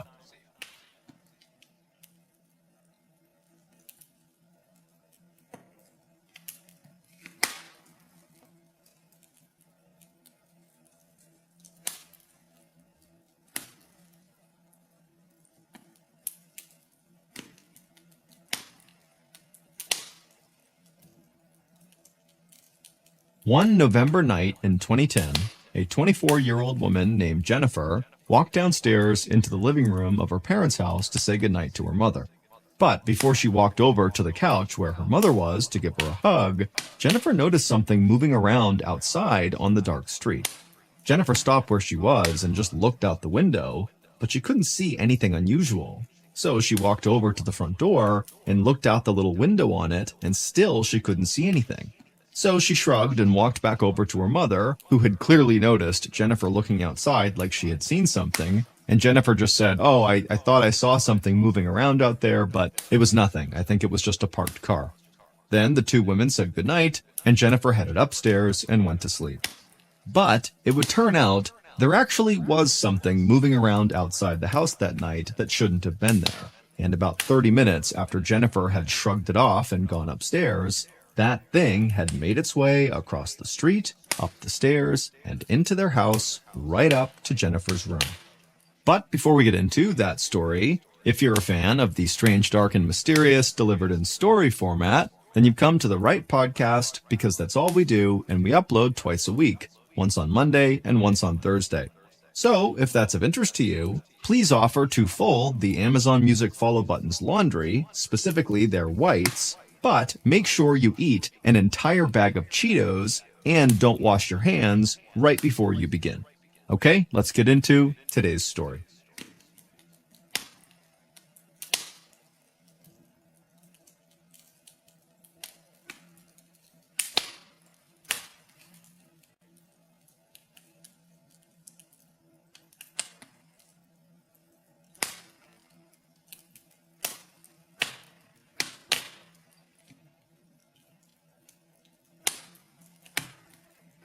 On the night of November 8th, 2010, 53-year-old Bic Pan and a few of her friends were learning how to line dance at a church in Toronto, Canada. Bic and her friends had been going to the dance class every week for a while, and Bic finally felt like she was getting the hang of it. Bic was average height with long black hair, and she wore workout clothes, glasses, and bright red lipstick. And while she danced, she felt her feet aching and sweat was running down her face, but she couldn't stop laughing because she was having so much fun. When the last song ended, she and her friends made their way out of the church into the parking lot. It was a mild November night for Toronto, with temperatures around 50 degrees Fahrenheit. But after getting hot and sweaty while dancing, Bic felt a slight chill when she stepped outside. She and her friends laughed more as they talked about some of their least graceful moments on the dance floor. Then they all said goodnight, and they'd see each other at the church the following week for more line dancing. And Bic walked across the parking lot, got into her Lexus car, and drove off towards her house in the suburbs. And while she drove, she looked out the windshield at Toronto passing by, and she thought about what a fun night she had just had. And and she felt happy and like she belonged here in Toronto. And that was a big deal for Vic, because it had taken her a long time to feel that way. Vic had come to Canada about 30 years earlier in the late 1970s when her family fled Vietnam as political refugees after the Vietnam War. She had grown up speaking Vietnamese and Cantonese, and so when she came to Canada in her 20s, learning English had been hard for her at first. And she had struggled to find work, and she didn't feel like she fit in anywhere she went. But then, Vic had reconnected with a man she had known briefly in Vietnam, Han Pan.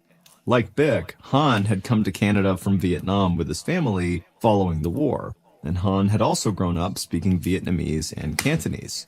And so, when Vic and Han met in Canada, it was like they finally had someone who understood everything they had gone through. And they had quickly fallen in love and gotten married, and a few years into their marriage, they had started a family, having a daughter and then a son. And together, Vic and Han had worked hard to make money and put enough away to give their children more opportunities than they had when they were growing up. And while it had never been easy, Vic felt like she and Han had achieved that goal, because when the children were young, they had done really well in school and had participated in different extracurricular activities and had made great friends. And now that their kids were in their 20s, they were pursuing good, stable careers, and so Vic was finally giving herself a chance to relax a little and enjoy the place that had been her home for 30 years. At about 9:30 p.m., Vic pulled into her secluded neighborhood in Markham, a large suburb of Toronto, and she drove towards her house. Big two-story homes lined the streets, and the neighborhood was calm and quiet. Vic pulled into her driveway, and she noticed that most of the trees in her and her neighbors' yards had started to lose their leaves. She thought that was a shame, because she loved the burst of color the changing leaves gave the neighborhood in early fall.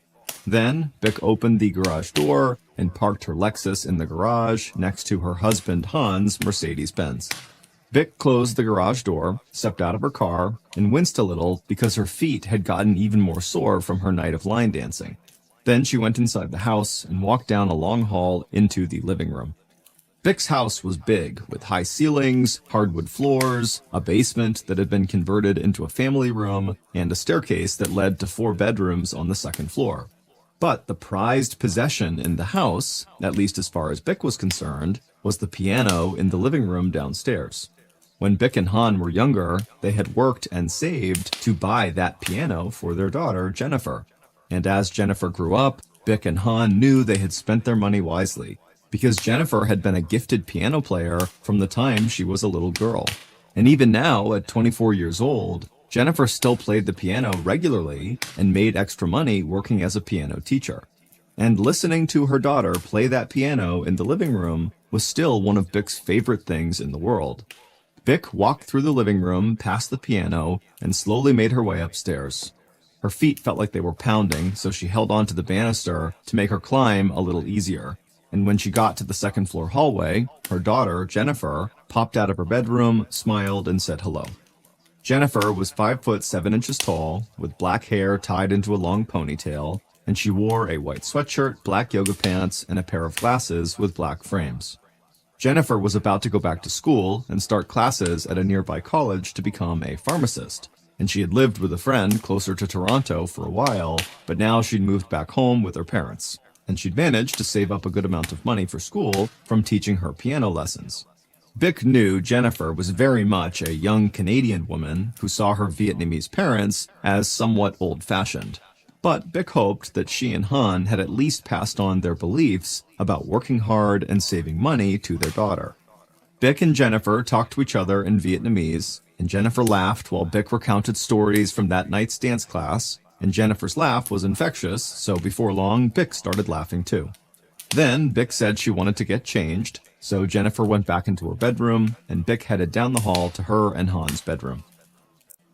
When Vic walked in, Han was already drifting off to sleep in bed, but he woke up enough to say hello to his wife and ask how her dance class went.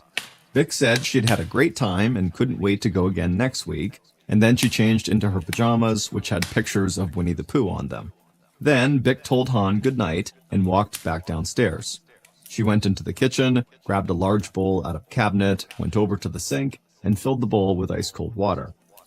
Then she walked into the living room and sat down on the couch. She put the bowl down in front of her on the floor and then put her feet inside the bowl.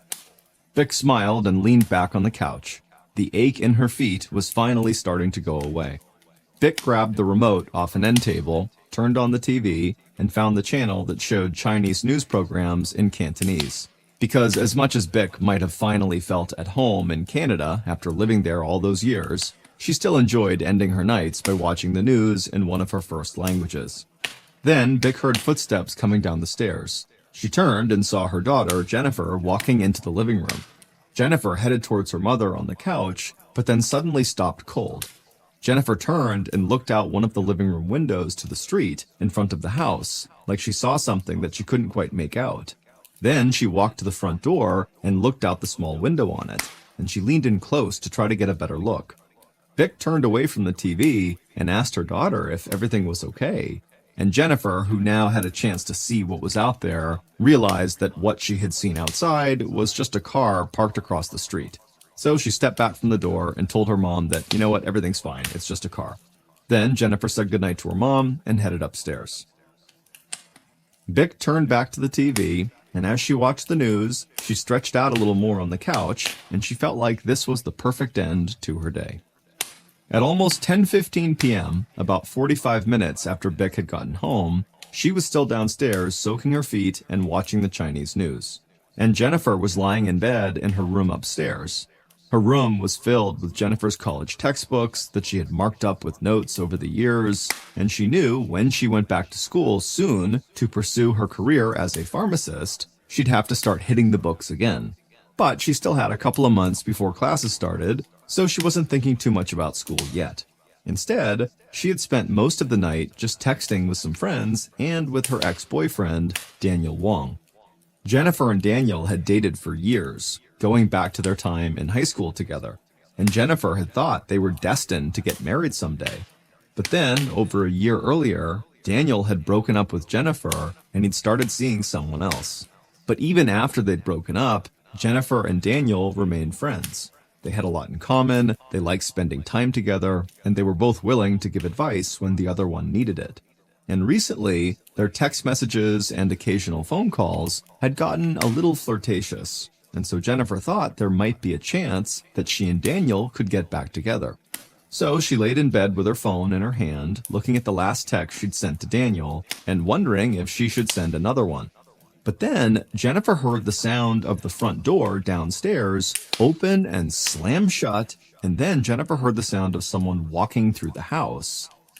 So, confused, Jennifer stood up, slipped her phone into the waistband of her yoga pants, and she walked over to her door, she opened it up, and she called downstairs to her mom to see what was going on. And then Jennifer heard the sound of her mother screaming. So Jennifer rushed out into the hallway, but before Jennifer could do anything, she heard loud footsteps at the bottom of the stairs, and then suddenly she saw this huge man dressed in black running up the stairs towards her. Then Jennifer heard Vic shout something in Vietnamese, and she heard men yelling at her mother downstairs in English. Jennifer shouted to her mother again, but the man dressed in black was still coming up the stairs towards Jennifer, and when he made it all the way up the stairs, he grabbed Jennifer, raised a pistol to her face, and yelled, "Where's the money?" And then he pushed Jennifer back into her bedroom. When they were in the bedroom, the huge man in black shouted again at Jennifer, "Where's the money?" So Jennifer ran to her bedside table, she opened a drawer, grabbed an envelope, and took out $2,500 in cash, some of the money she had been saving from teaching her piano lessons. The man grabbed the cash from Jennifer and put it in his pocket. Then he took Jennifer roughly by the arm and led her back into the hallway. He brought her down the stairs and put her in the living room. Jennifer looked around, but she didn't see her mom or her dad anywhere. And then the man in black grabbed Jennifer and led her to the basement door. And when the door was opened up, Jennifer's heart started pounding because she could hear in the basement her mother and father yelling in a mix of Vietnamese and Cantonese, and Jennifer could tell they were scared and confused. The man with Jennifer told her to walk down into the basement, and with each step she took, the yelling from her parents got louder and louder. Jennifer finally reached the bottom of the stairs, and she saw her mom and dad on the basement couch, And she saw two more men dressed in black pointing guns at them. And the men kept screaming at Bick and Han, demanding to know where they kept all of their money. But Bick and Han were so scared, and they struggled to reply in English. And when they spoke, the men with guns didn't really understand them, and so they got angrier and angrier and just began yelling louder and louder at the parents. And so Jennifer, not knowing what else to do, just yelled in Vietnamese for her parents to please try to stay calm. And Han, when he heard this, he looked up from the couch and he saw his daughter at the bottom of the stairs. And at that point, he took a breath and he looked right at one of the gunmen. And in English, Han said, "Please don't hurt our daughter." And then that gunman who Han was speaking to turned to the man in black who had been leading Jennifer around and told him to take Jennifer back upstairs and keep looking for the money. So the big man in black led Jennifer back up the basement steps, and as Jennifer walked up to the first floor, she could hear her parents screaming again and the gunman just screaming right back at them. Once Jennifer and her captor were out of the basement, he led her from room to room on the first and second floors, and he had her pull drawers out of cabinets, throw mattresses off the beds, and basically tear the house apart looking for more money. But all Jennifer could find was about $1,000 in cash tucked away in Bick's bedside table, and she said she didn't know about any other money in the house. So, almost 20 minutes after the three intruders had first entered the house, Jennifer's captor walked her across the upstairs hallway, and when they reached the top of the stairs, he told her to get on the floor. Then he pulled two long black shoelaces out of his pocket, he crouched down, and he grabbed one of Jennifer's arms, and he tied it to a metal bar that supported the banister on the stairs. Then he took the other shoelace and tied her hands behind her back.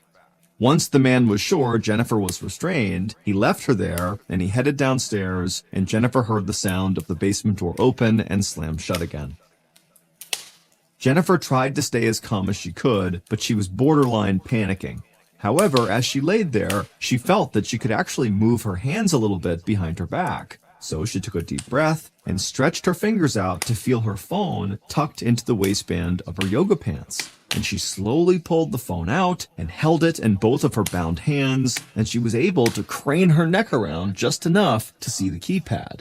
But then the basement door flew open, and Jennifer heard the sound of footsteps running across the floor downstairs. And then she heard the front door open and close, and she thought she heard one of her parents screaming, and then the front door opening again.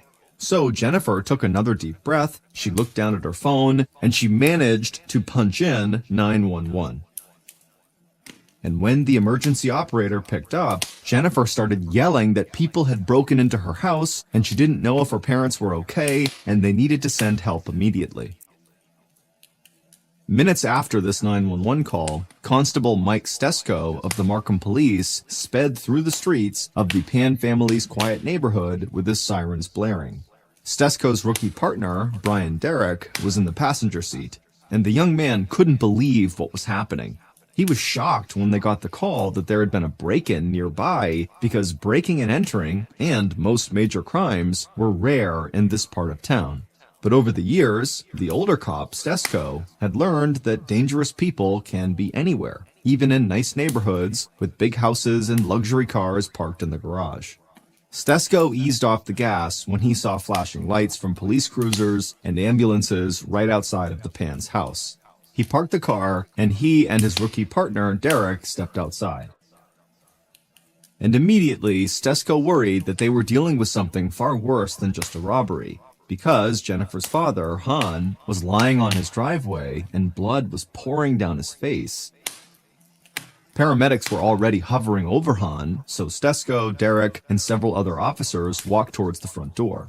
They had no idea if the robbers were still inside, so they all drew their weapons and quickly talked about doing a sweep of the house to look for the intruders. And then one of the officers opened the front door, and they all rushed inside. And right away, they heard the sound of a young woman screaming upstairs. Derek and a few other officers rushed upstairs past Jennifer. They searched all of the rooms to make sure no intruders were up there, and then when it was all clear, they came back to Jennifer. Derek cut Jennifer's hands loose, he helped her up, and then started walking her downstairs. And as they walked, all Jennifer kept asking was whether or not her parents were okay, but Derek didn't have an answer. Then Derek led Jennifer outside towards the paramedics, and at that point, Jennifer saw her father, Han, on a gurney being loaded into the back of an ambulance. And she yelled out, "Daddy, are you okay?" But Han didn't answer back. And the ambulance door shut, its sirens rang out, and Han was raced off to the nearest hospital. At this point, paramedics rushed over and surrounded Jennifer to see if she was injured, and they wanted to know if any of the intruders had assaulted her. And while Derek stayed with Jennifer outside as she talked to the paramedics, his partner, Constable Stesko, was inside the house still, following a trail of blood across the hardwood floors that led from the living room on the first floor to the basement door. The basement had not been cleared yet, so Stesko still had his weapon drawn. He opened the basement door and slowly descended the stairs, and he could hear each step creak under his feet as he moved deeper into the basement. And when Stesko got about halfway down the stairs, he could finally see into the small family room the Pans had set up in the basement, and his eyes went wide.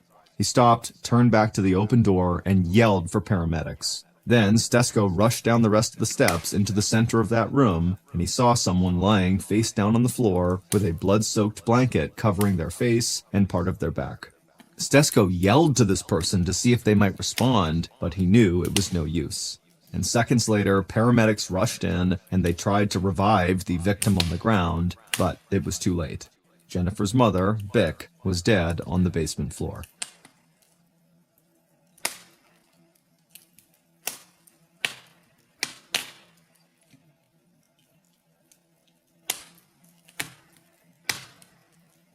At 1:30 a.m. on the morning of November 9th, so over 3 hours after the home invasion had begun, Jennifer was sitting on a bed in a hospital room in Markham. Doctors had examined her and found that she was physically okay, but they had given her anxiety medication to help calm her down. The door to the room opened, and Jennifer looked up and saw Constable Derek, the rookie cop. He was young and handsome, and he had a nice smile, and he was Scottish and still spoke with a soft Scottish accent. Derek walked over to Jennifer and asked her if she was okay, and she said she was, but really all she wanted to talk about was her parents. Where were they? When could she see them? And Derek, as gently as he could, told her that her father had been airlifted to a trauma center in Toronto and that he was in a medically induced coma. An induced coma is used by doctors in some instances to help protect an injured person from suffering brain damage. Jennifer asked if her dad was going to be okay, but Derek said it was just too early to tell. Then she asked what happened to her mother, and Derek glanced at the floor for a second, and then he looked up at Jennifer, and he said he was so sorry, but her mother had been killed.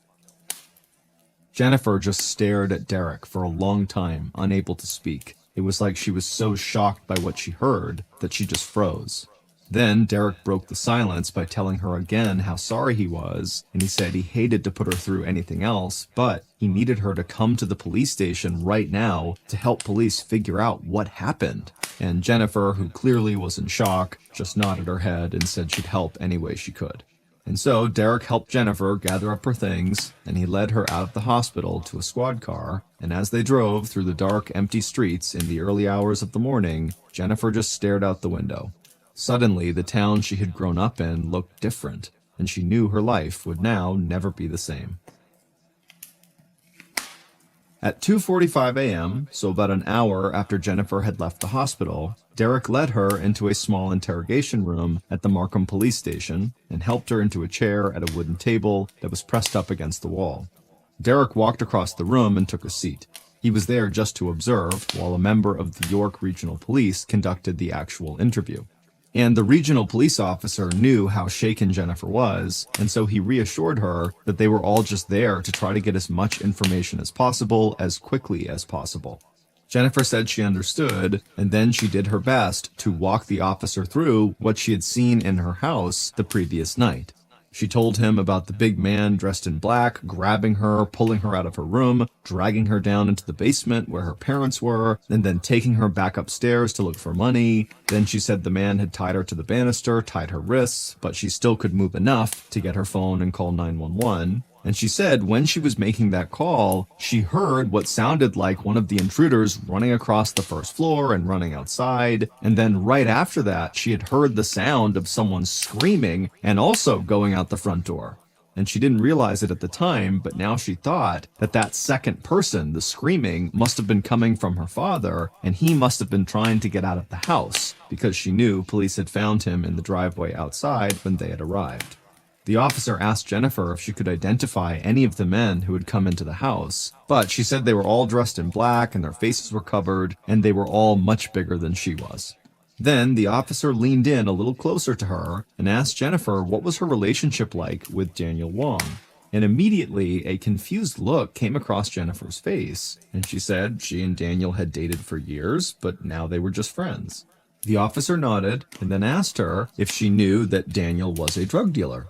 And for a second, Jennifer just stared at him, and then she said, well, Daniel did sell a little marijuana when he was in college, but that's it. And sensing the direction that the police were taking this, Jennifer said again that, Daniel was just her friend, and that there was no way he could have anything to do with anything like this. The officer scribbled some notes down in a small notepad, and then quickly moved on to another line of questioning. And for the next 2 hours, he and Jennifer would talk through the night several times over, and by the end of the interview, all the police really knew was that they were looking for 3 tall young men. And despite what Jennifer might think about this, the police believed that her ex-boyfriend, Daniel Wong, could absolutely be one of those 3 men. At 10 a.m., about 5 hours after Jennifer left the police station, she was pacing back and forth in a waiting room at a Toronto hospital. Jennifer's younger brother, who was a college student, had come back into town early that morning when he got the news about the attack on his family. And now he was sitting in a chair watching his sister walk back and forth while they both waited anxiously for any news about their dad. Jennifer had maybe dozed off for a few minutes earlier that morning, but she really hadn't slept in well over 24 hours. And so she felt jittery, and she couldn't stop moving her hands, and her mind felt foggy. But she told herself to stay awake and stay calm and just wait to hear any news about their dad. And then finally, a doctor walked into the room, and Jennifer stopped pacing. The doctor had a very serious look on his face, and Jennifer and her brother kind of held their breath. But the doctor said things were looking good, and he believed their father, Han, would recover from his injuries. And after hearing that, Jennifer's brother got out of his chair, and he and his sister hugged. The doctor told them that they would need to be patient, though, because Han was still in the induced coma, and it could be days before he came out of it. Jennifer and her brother said they totally understood, and they thanked the doctor for giving them the good news, and that they would wait to hear more. When the doctor walked out of the room, Jennifer and her brother just stood there in silence for about a minute. The news about their dad was very positive, but they both realized that focusing on their dad had given them an excuse not to think about what had happened to their mother. And now it was like suddenly it had hit them that Vic, their mother, was gone. And so after this long pause in total silence, Jennifer just looked over at her brother and said she was going to start making some calls to try to start arranging their mother's funeral. At 4 p.m. on November 10th, so 2 days after the fatal home invasion, Jennifer's ex-boyfriend, Daniel Wong, sat in a police interrogation room at the Markham police station. Daniel had black, spiky hair, and he wore glasses, jeans, and a black t-shirt. He sat across the table from a veteran Markham police detective, but Daniel didn't seem nervous or intimidated in any way. The veteran detective did not waste any time with small talk. Instead, he leaned in across the table and asked Daniel point blank about his history as a drug dealer. But Daniel didn't flinch. He admitted that he'd sold marijuana for years in college and that he had gotten busted on drug charges when he was younger. But now, he said, he had a good full-time job managing a pizza parlor and that he didn't deal any drugs anymore. Then the detective asked Daniel what his relationship was with Jennifer's parents, Vic and Han. Daniel, very calmly, told the detective that he always thought Jennifer's parents were strict when it came to Jennifer dating. That when she was younger, they really focused on her getting good grades and excelling in school. But then Daniel quickly added that in his own experience, and in the experience of a lot of his friends, Jennifer's parents weren't much different than most Asian immigrant parents. The veteran detective sat back in his chair and just stared at Daniel for a minute. He was a little taken aback by how calm and straightforward this young guy was being. So the detective finally asked if Daniel had any thoughts on who might have wanted to hurt Jennifer and her parents. And for the first time in the interview, Daniel hesitated. He looked down at the floor and shifted in his chair, so the detective leaned across the table again and asked what Daniel was keeping from him. And at this point, Daniel looked up and he said he might know something, but he had promised he would never talk about it. And the detective said he understood that, but he needed to know if Daniel had information that could lead police to the men who had broken into Jennifer's house.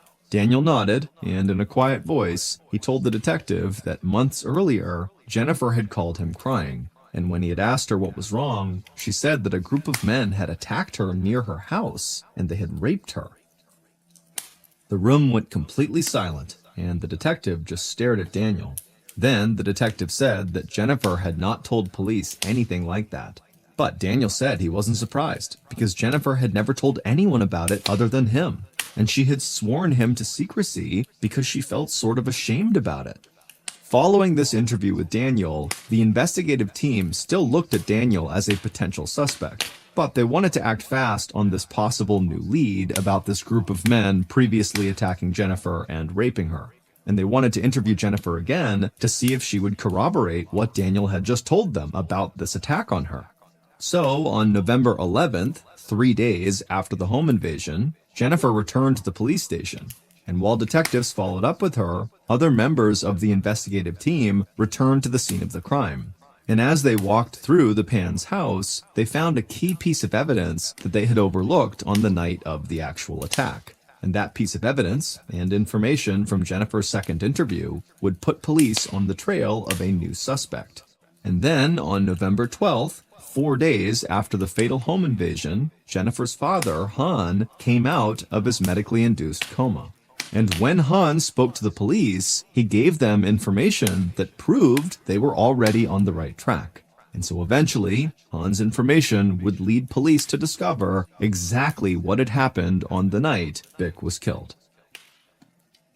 Based on Han's information, evidence found at the scene of the crime, interviews, and cell phone data collected throughout the investigation, here is a reconstruction of what police believe happened on the night of the fatal home invasion, November 8th, 2010. At 10:15 p.m., 3 gunmen dressed in all black sat in a car parked in the shadows across the street from the Pan's house. Each of them held a pistol in their hand. One of the gunmen stared out the passenger side window at the Pan's house. He saw the TV was flickering in the living room window, and he saw one of the upstairs bedroom lights was on. The man took a deep breath and then looked at the other 2 men and told them it was time to move. Then all 3 gunmen got out of the car, they crouched down low and ran across the street. And one of them opened the Pan's front door, and all 3 rushed inside to the living room. Bick looked up from the TV, and the gunmen started yelling at her. Then one of them rushed her and grabbed her off the couch. The bowl she had been soaking her feet in fell over, and water spilled across the hardwood floor. Then one of the gunmen dragged Bick through the room and down into the basement. The other 2 gunmen ran upstairs and split up when they reached the second floor. One of the gunmen ran down the hall and threw open the door of the main bedroom where Han was sleeping, and the gunman screamed at him, "Where's the money?" And Han jolted upright in bed. But before he could figure out what was happening, the gunman had shoved a pistol into his face. Then the gunman grabbed Han by the arm, dragged him out of bed, and forced him downstairs into the basement with his wife. Once in the basement, the gunman threw Han onto the couch where Bick was already sitting and screaming, and the 2 gunmen who were in the basement with them yelled at Bick and Han more and more about wanting to know where their money was. Soon after that, the 3rd gunman came into the basement leading Jennifer, and Jennifer immediately yelled out to her parents to please try to calm down. And when her father, Han, saw his daughter, he began shouting at the gunman not to hurt her. Then the 3rd gunman took Jennifer out of the basement, while the other 2 gunmen stayed behind with Bick and Han. But Bick and Han continued to shout louder and louder at these 2 gunmen, pleading with them to spare them and to spare their daughter. And the 2 gunmen who were down there started to lose their confidence, like it would be really hard to shoot these 2 people who were begging for their lives right in front of them. So one of the gunmen walked across the room, grabbed a blanket off the arm of the couch, and threw it over Bick and Han's heads to kind of hide them from view, to make it easier to be really aggressive and violent with them. And then that gunman stepped back across the room and joined his partner, aiming their guns at Bick and Han. But Bick and Han continued to scream out from under the blankets, asking them to please spare us, spare our daughter. And finally, the two gunmen just looked at each other, and then they both aimed their weapons, one at Bick and the other at Han, and they both fired. The first bullet ripped through the blanket and struck Han near the corner of his right eye. Under the blanket, Han felt blood streaming down his face, and his head slumped over. A bullet from the other gun hit Bick in the neck, and blood spatter stained the inside of the blanket. Both gunmen fired again, and they both hit their victims in the shoulder, and under the blanket, Han and Bick stopped moving. But one of the gunmen walked back to the couch, raised his weapon to where Bick's head was under the blanket, and he fired one more time. This bullet struck Bick in the head and exited through the back of her skull, and she died on the basement couch right there. Upstairs on the second floor, the third gunman stood over Jennifer, who was tied to the banister. And when he heard those gunshots, he ran downstairs to the basement door, he opened it up, and began yelling for his partners to leave, and then he, the third gunman, who had been controlling Jennifer, ran outside. In the basement, the two gunmen looked at the bodies on the couch, and then they rushed up the basement steps. Neither of those two gunmen saw Han pull himself off the couch under the blanket and pull his wife's body out onto the floor with him. And they didn't hear Han as he got to his hands and knees and started making his way up the basement steps behind them. Because those two gunmen who had been in the basement were only focused on getting out of the house and back into their car. So they had bolted up the stairs of the basement into the living room, but they stopped when they heard shouting coming from behind them. And they turned around and saw Jennifer with her phone clutched in her bound hands at the top of the stairs. And then Jennifer said to them she would wait until she heard their car driving off before she called 911 to make sure they had a little extra time to get away. Jennifer Pan, the daughter who had once made Bick and Han so proud, had arranged for her parents to be murdered. Because it would turn out that Jennifer had been living a lie for almost 10 years, and her parents had recently figured it out. Bick and Han had always believed Jennifer was a straight-A student who had gone on to excel in college. But the truth was, Jennifer had struggled with her grades, and she never even graduated from high school. But when Jennifer had started to get bad grades in high school, she feared her perfectionist parents would ground her and keep her locked up in the house. And so she had started to forge her report cards to make it look like she was doing great in all of her classes. But as the lie went on, it had to get even bigger. So Jennifer had forged a high school diploma, and then she had forged an acceptance letter to a prestigious university and created a fake scholarship for herself that would mean her parents didn't have to pay for her college education. And so while her parents thought Jennifer was off at college being really successful, in reality she was just living with Daniel and making money teaching piano lessons. Because being a gifted piano player was maybe the only thing that Jennifer was not lying about. And Jennifer had used some of the money she had made teaching piano to buy college textbooks. And she marked the books up with fake notes and highlighted random passages so that when she was at her parents' house, she could show Bick and Han how hard she was working at school. Jennifer had gotten so good at lying that after another 4 years of living this totally fictitious life, she had convinced her parents that she graduated college with honors and with a degree that would allow her to become a pharmacist. And she even concocted an excuse as to why her parents couldn't come to her college graduation ceremony. But Jennifer's lie still had to keep going. So she had created fake ID badges and employment documents for a job that she didn't have. And she told her parents that she was moving in with a friend because her friend's apartment was right by where she worked. And so every day, Jennifer would hang out in cafes or spend time in the pizza parlor where Daniel worked, and then occasionally teach piano lessons to make some money, and then ultimately return back home to where she lived with Daniel. But all this lying finally came crashing down when Daniel had broken up with Jennifer, which meant she had to move out and back in with her parents. And as her father watched her leave for work every day, he started to get suspicious. because Jennifer never seemed like she was in a rush to get out of the house, she never came home with work she had to get done, and she never wanted to meet for dinner or anything by where her job was located. And so one day, Han convinced Bick to follow Jennifer while he was at work, and Bick quickly discovered that Jennifer did not actually have a job. And soon after that, Bick and Han had confronted Jennifer, and Jennifer's years of lying started to unravel. And so, even though Jennifer was 24 years old, her parents told her that she was not allowed to leave the house without them except to go teach piano. And they restricted her internet access, and they gave her an old flip phone that had limited text messaging capabilities, and Han checked that flip phone regularly to monitor who Jennifer was talking to. Han also made Jennifer take courses that would allow her to get her high school diploma. And then he made her enroll in a small local college program that would qualify her to become a pharmacist like she had pretended to be for years. And so with all of these restrictions, Jennifer started to feel like she was a prisoner in the house she had grown up in. And she wanted out. And she wanted money. So she decided to kill her parents and get the large inheritance she knew would be coming from their deaths. Jennifer knew she didn't have the stomach to actually murder her parents herself, but she figured Daniel might know some people from his drug dealing days that might be willing to do it. But Daniel had broken up with Jennifer and kind of moved on, and so Jennifer needed to lure him back in. So one night she had called Daniel crying, and when he asked what was wrong, she lied again and told him that she had just been attacked and raped. And soon after that, Daniel and Jennifer started talking regularly again. And eventually, Jennifer offered Daniel money to find people to kill her parents. And so Daniel connected with an old drug buddy who said he'd do it, and that man brought in 2 more people to do the job with him.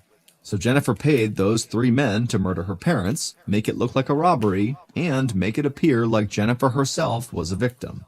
She gave them a layout of the house, and she even unlocked the front door for them when she had gone downstairs into the living room to say goodnight to her mother, who was soaking her feet, on the night of the murder.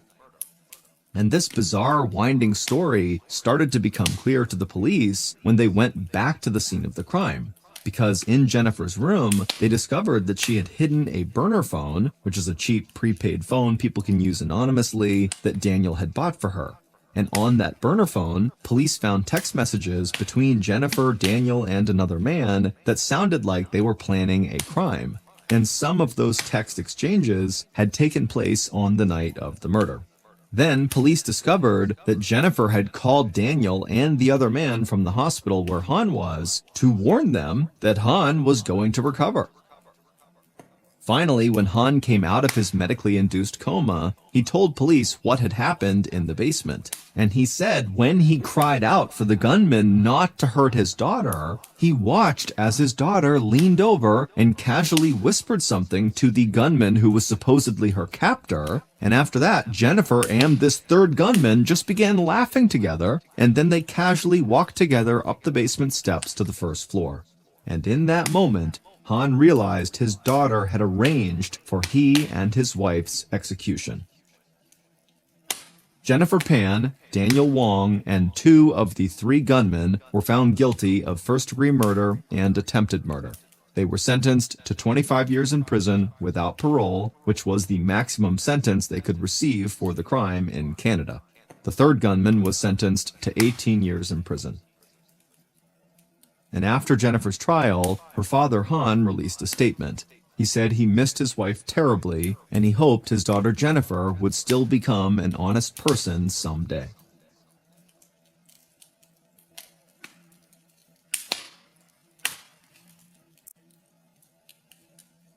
So that's going to do it. If you got something out of today's episode, be sure to check out our YouTube channel, just called MrBallen, where we have hundreds more stories just like this one, many of which are not on the podcast. They're only on YouTube.